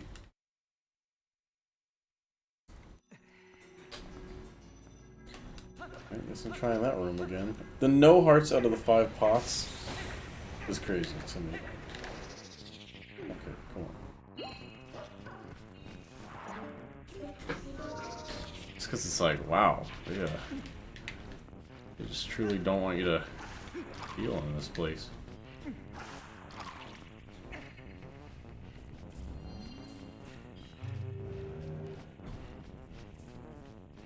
Look at them.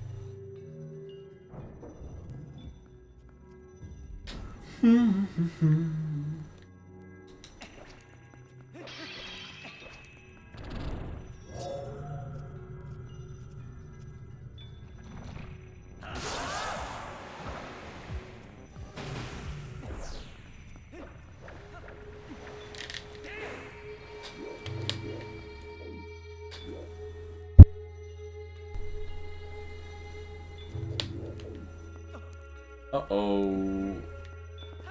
There we go.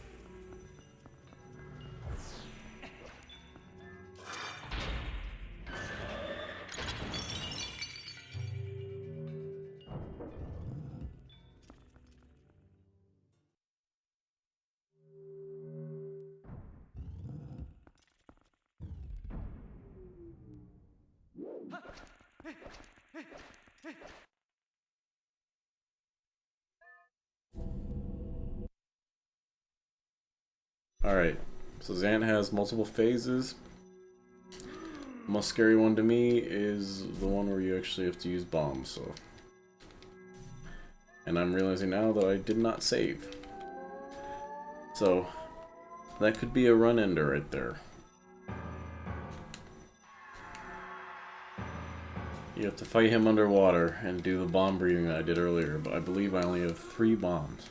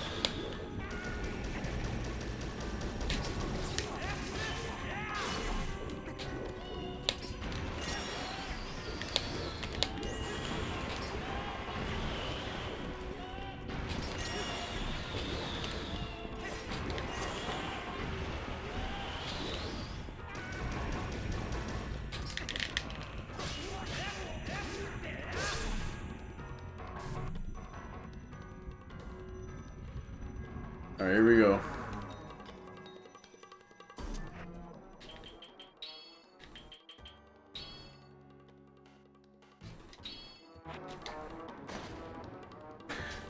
Don't mess this up.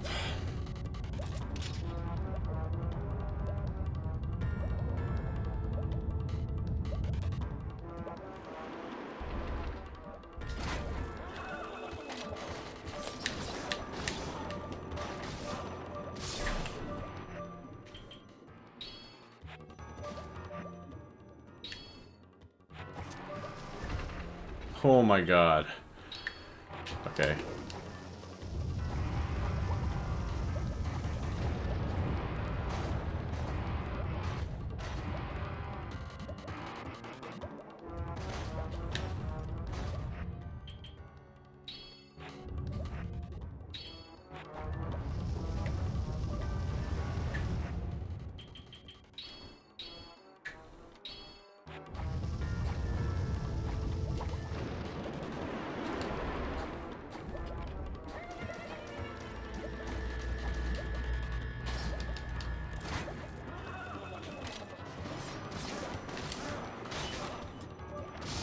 Oh my god, I almost totally effed that up because I wasn't Z targeting him for some reason. Oh my gosh.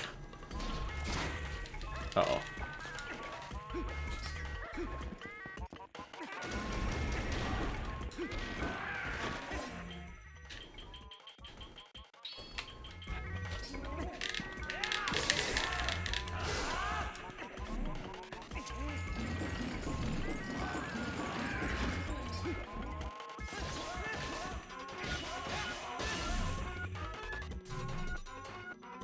Okay.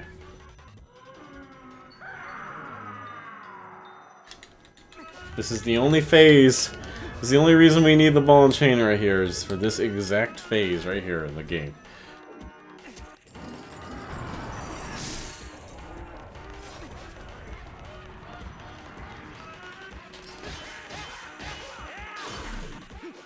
Bombs won't work. Nothing will work.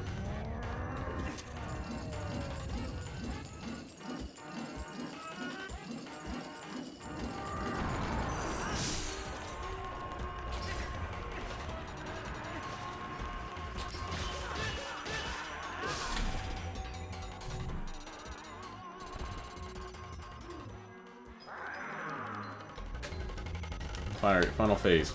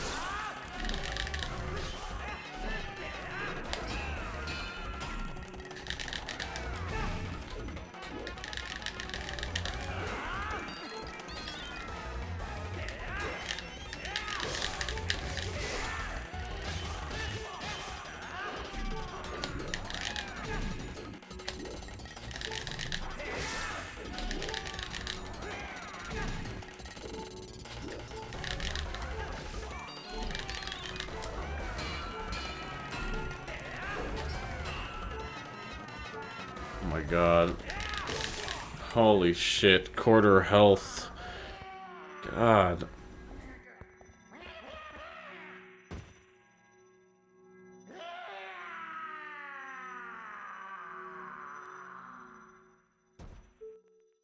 Oh, had I died there, that would have been really bad.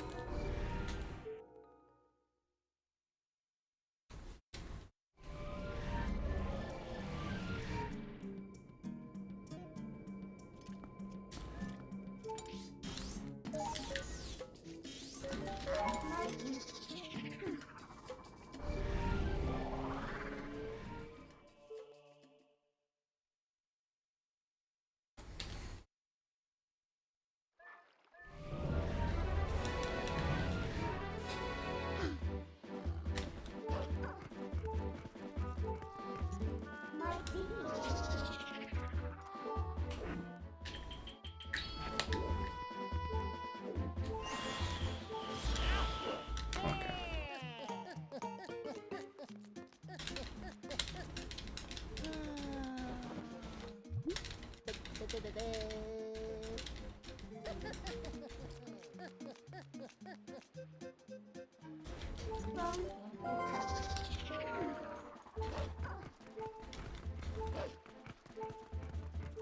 Should have picked up that art container.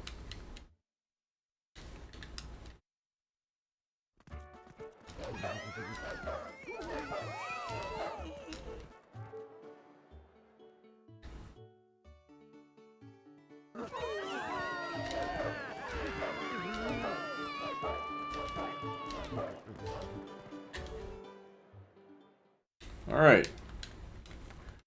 Final castle.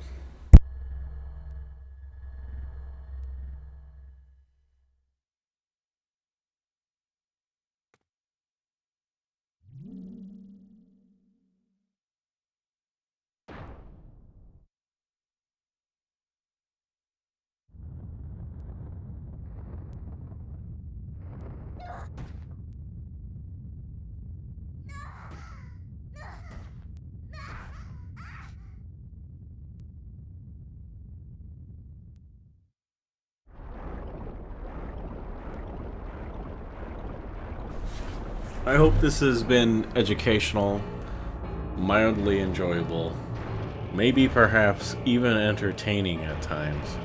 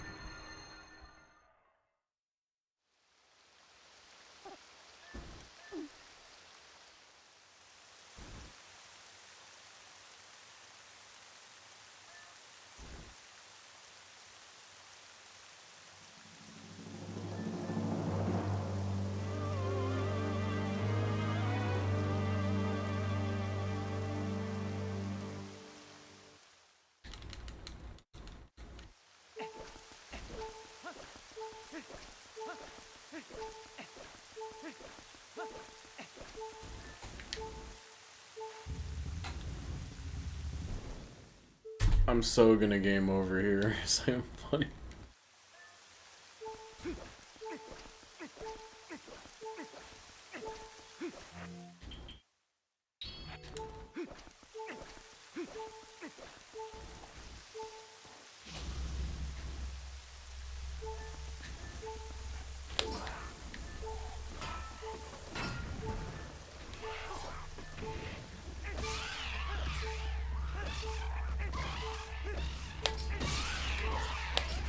Oh, God, I knew it. I just knew there was gonna be one that just slipped on by. I should have grabbed the Architator. How silly of me not to. Late game hearts actually do become pretty scarce.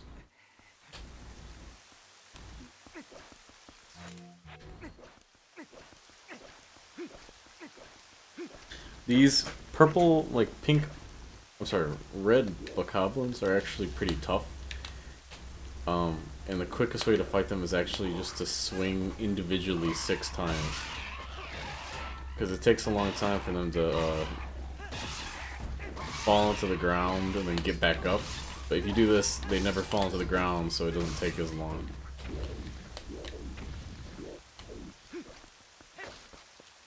Jesus, please. Oh my God, look at that. Well, that's pretty mean, right? Okay, so there's another one of the same, like, orange barriers right here, but if I skip the cutscene and roll back quick enough, I can dodge it, and then kind of walk around it. And then all these gentlemen right here are the ones who are going to attack me.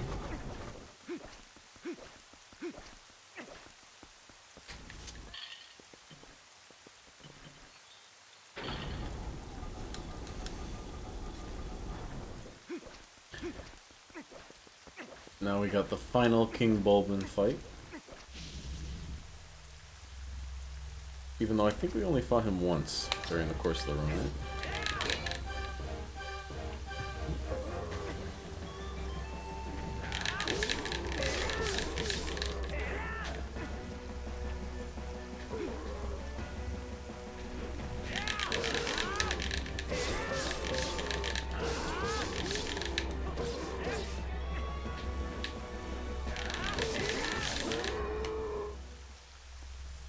Nice.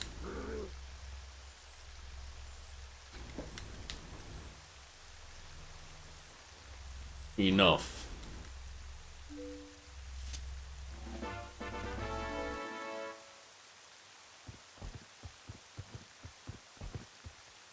I follow the strongest side. That is all I have ever known.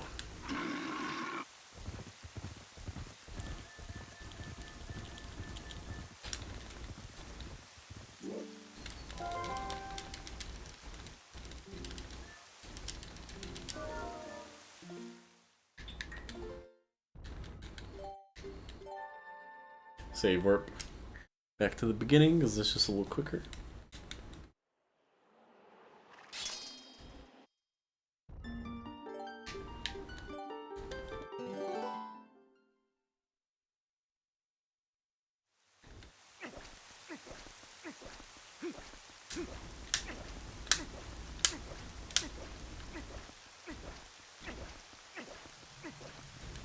There's another barrier right here. I'm a little worse at skipping this one, and I might not get it.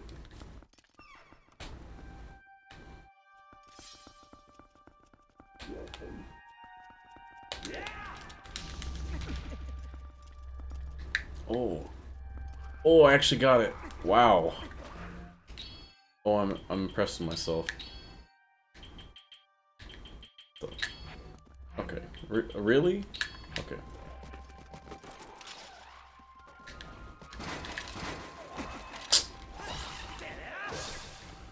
He really followed me up the stairs. I mean, what world is this? How come they get to leave the barrier?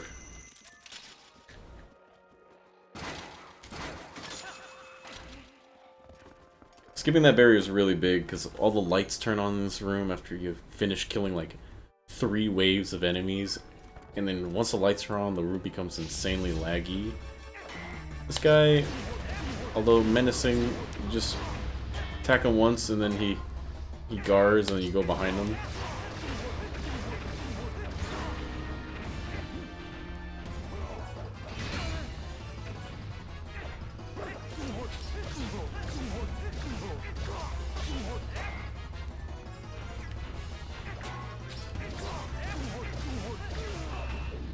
Nice.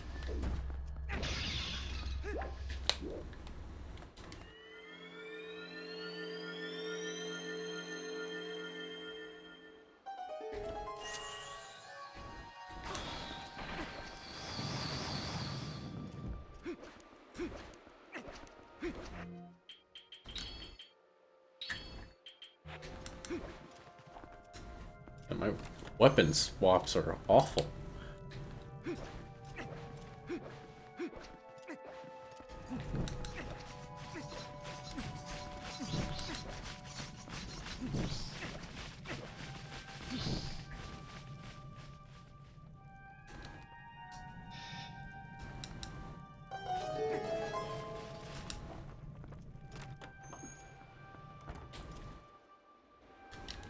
You can use a bomb to kill these guys quickly, but I am out of bombs. So instead, they'll block any attack you do from the front. So you gotta look off to the side and hit them with, like, you get the gist. Can't be looking at them.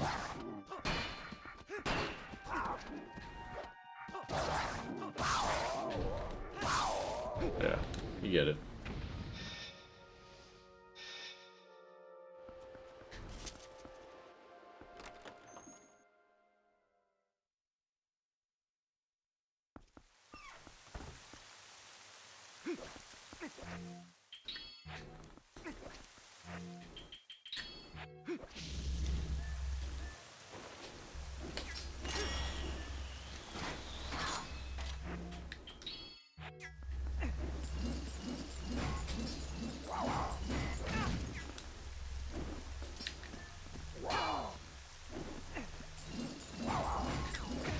Okay. Let me try that again.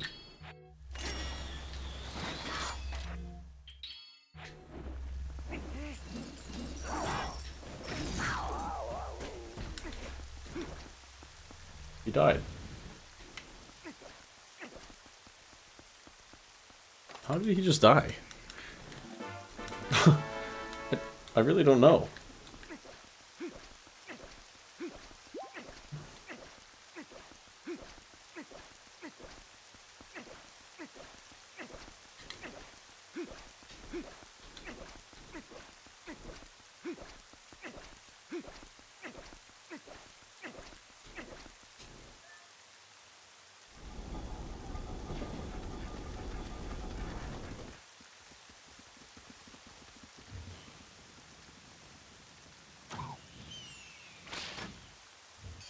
It's time for the B squad.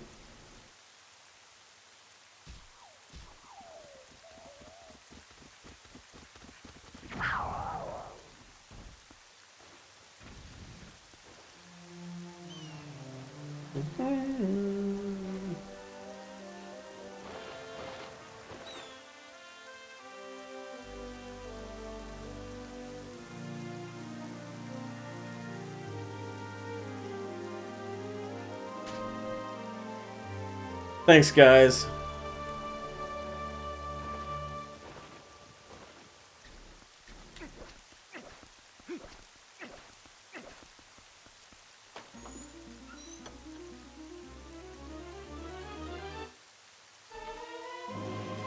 Got the big key. Final stretch.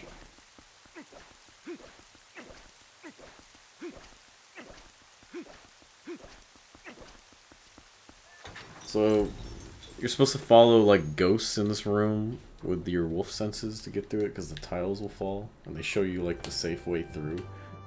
But we just say, fuck all that.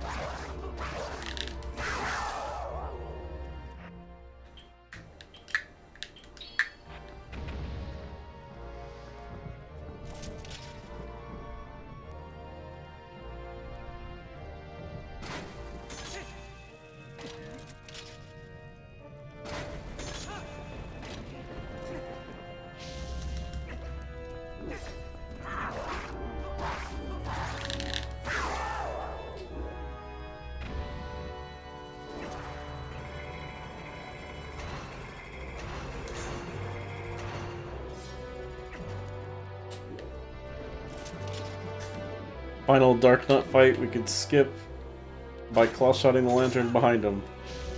Yeah, they didn't think that one through. It's super laggy too, so thank God we could skip it.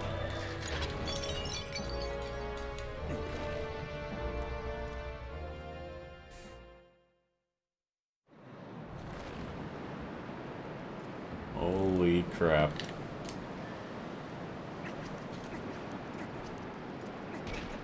Oh shoot.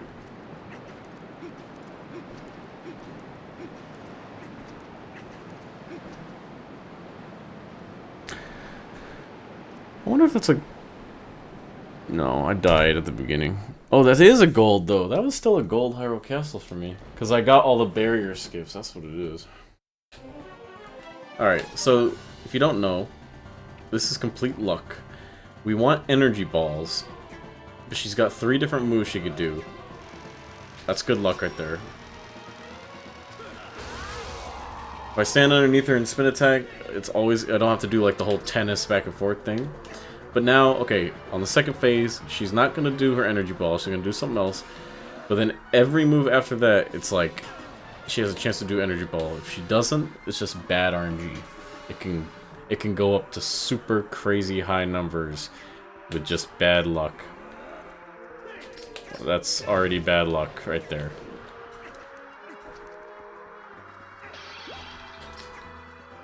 Come on. That's bad luck. Oh boy.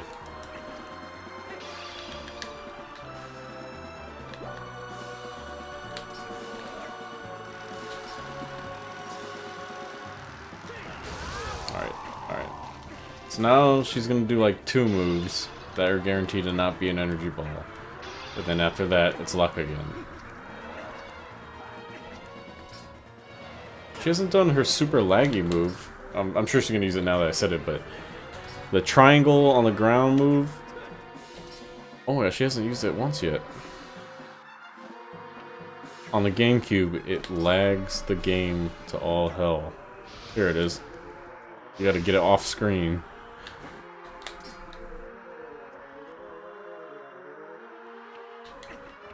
Alright, come on. Yeah! That's not bad. Not bad. That wasn't bad. Not the greatest, but not bad.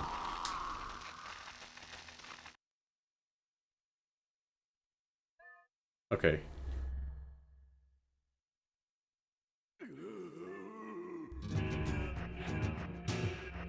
Fuck. Oh, I still got it. 1, 2, 1, 2, 1, 2, 3, 4. I can't believe I got that ball and chain off.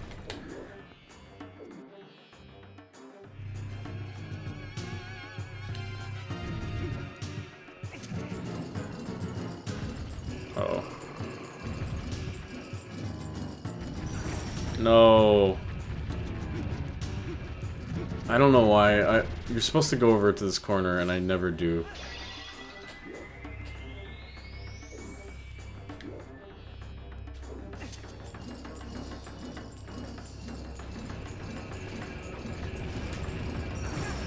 What? How did I not see him over there? Oh, this is bad. I've never missed it twice in a row like that.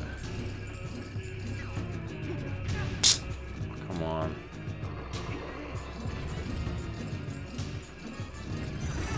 Bro, okay, I don't like this corner strat. I'm not gonna lie to you. I've never used the corner strat, and I don't feel like I want to use it anymore.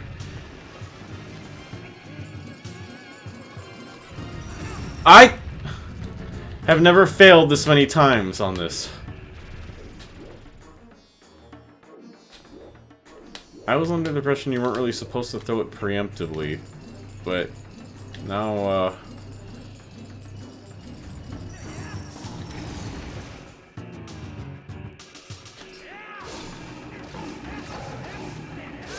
oh, man. I messed up the pattern because I'm just mad now.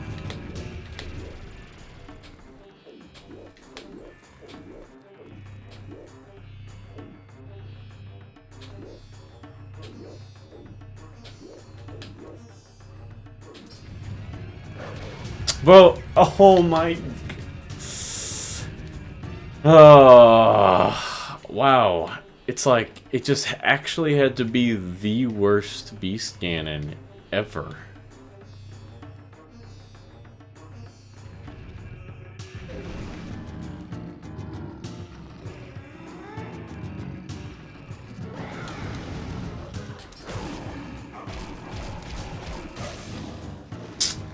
Wow.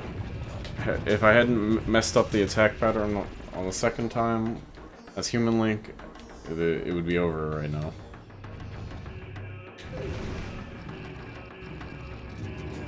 Alright.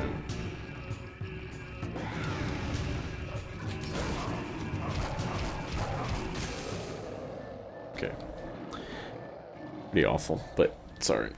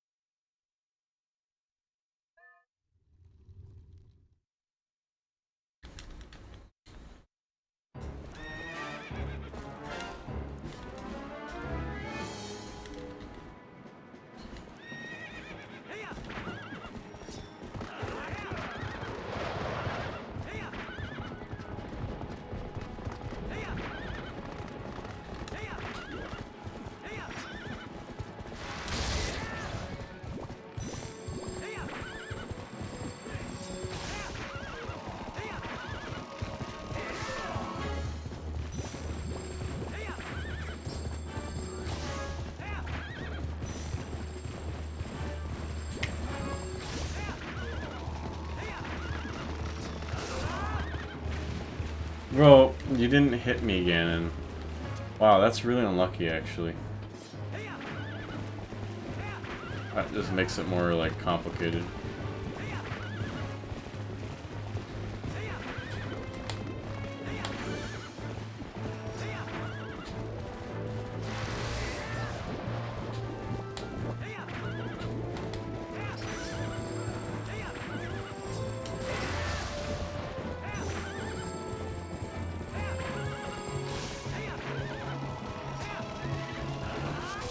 Okay.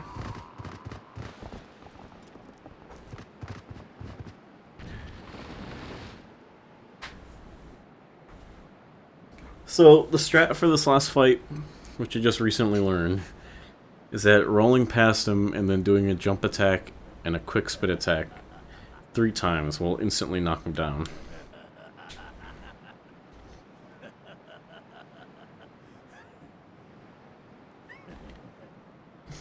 But nothing more.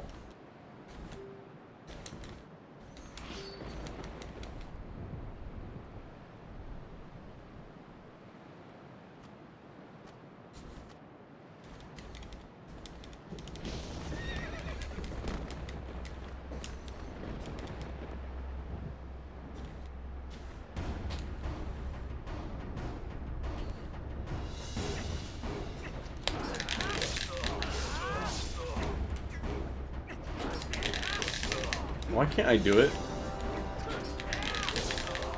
Wow. There we go. Okay, that's what I need to do 3 times. I don't know why I can't do it, though.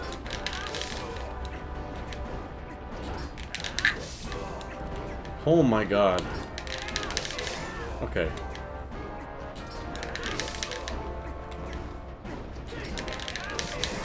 There we go. Ooh, it's over. I'm so bad at quick spins for some reason. But it's over.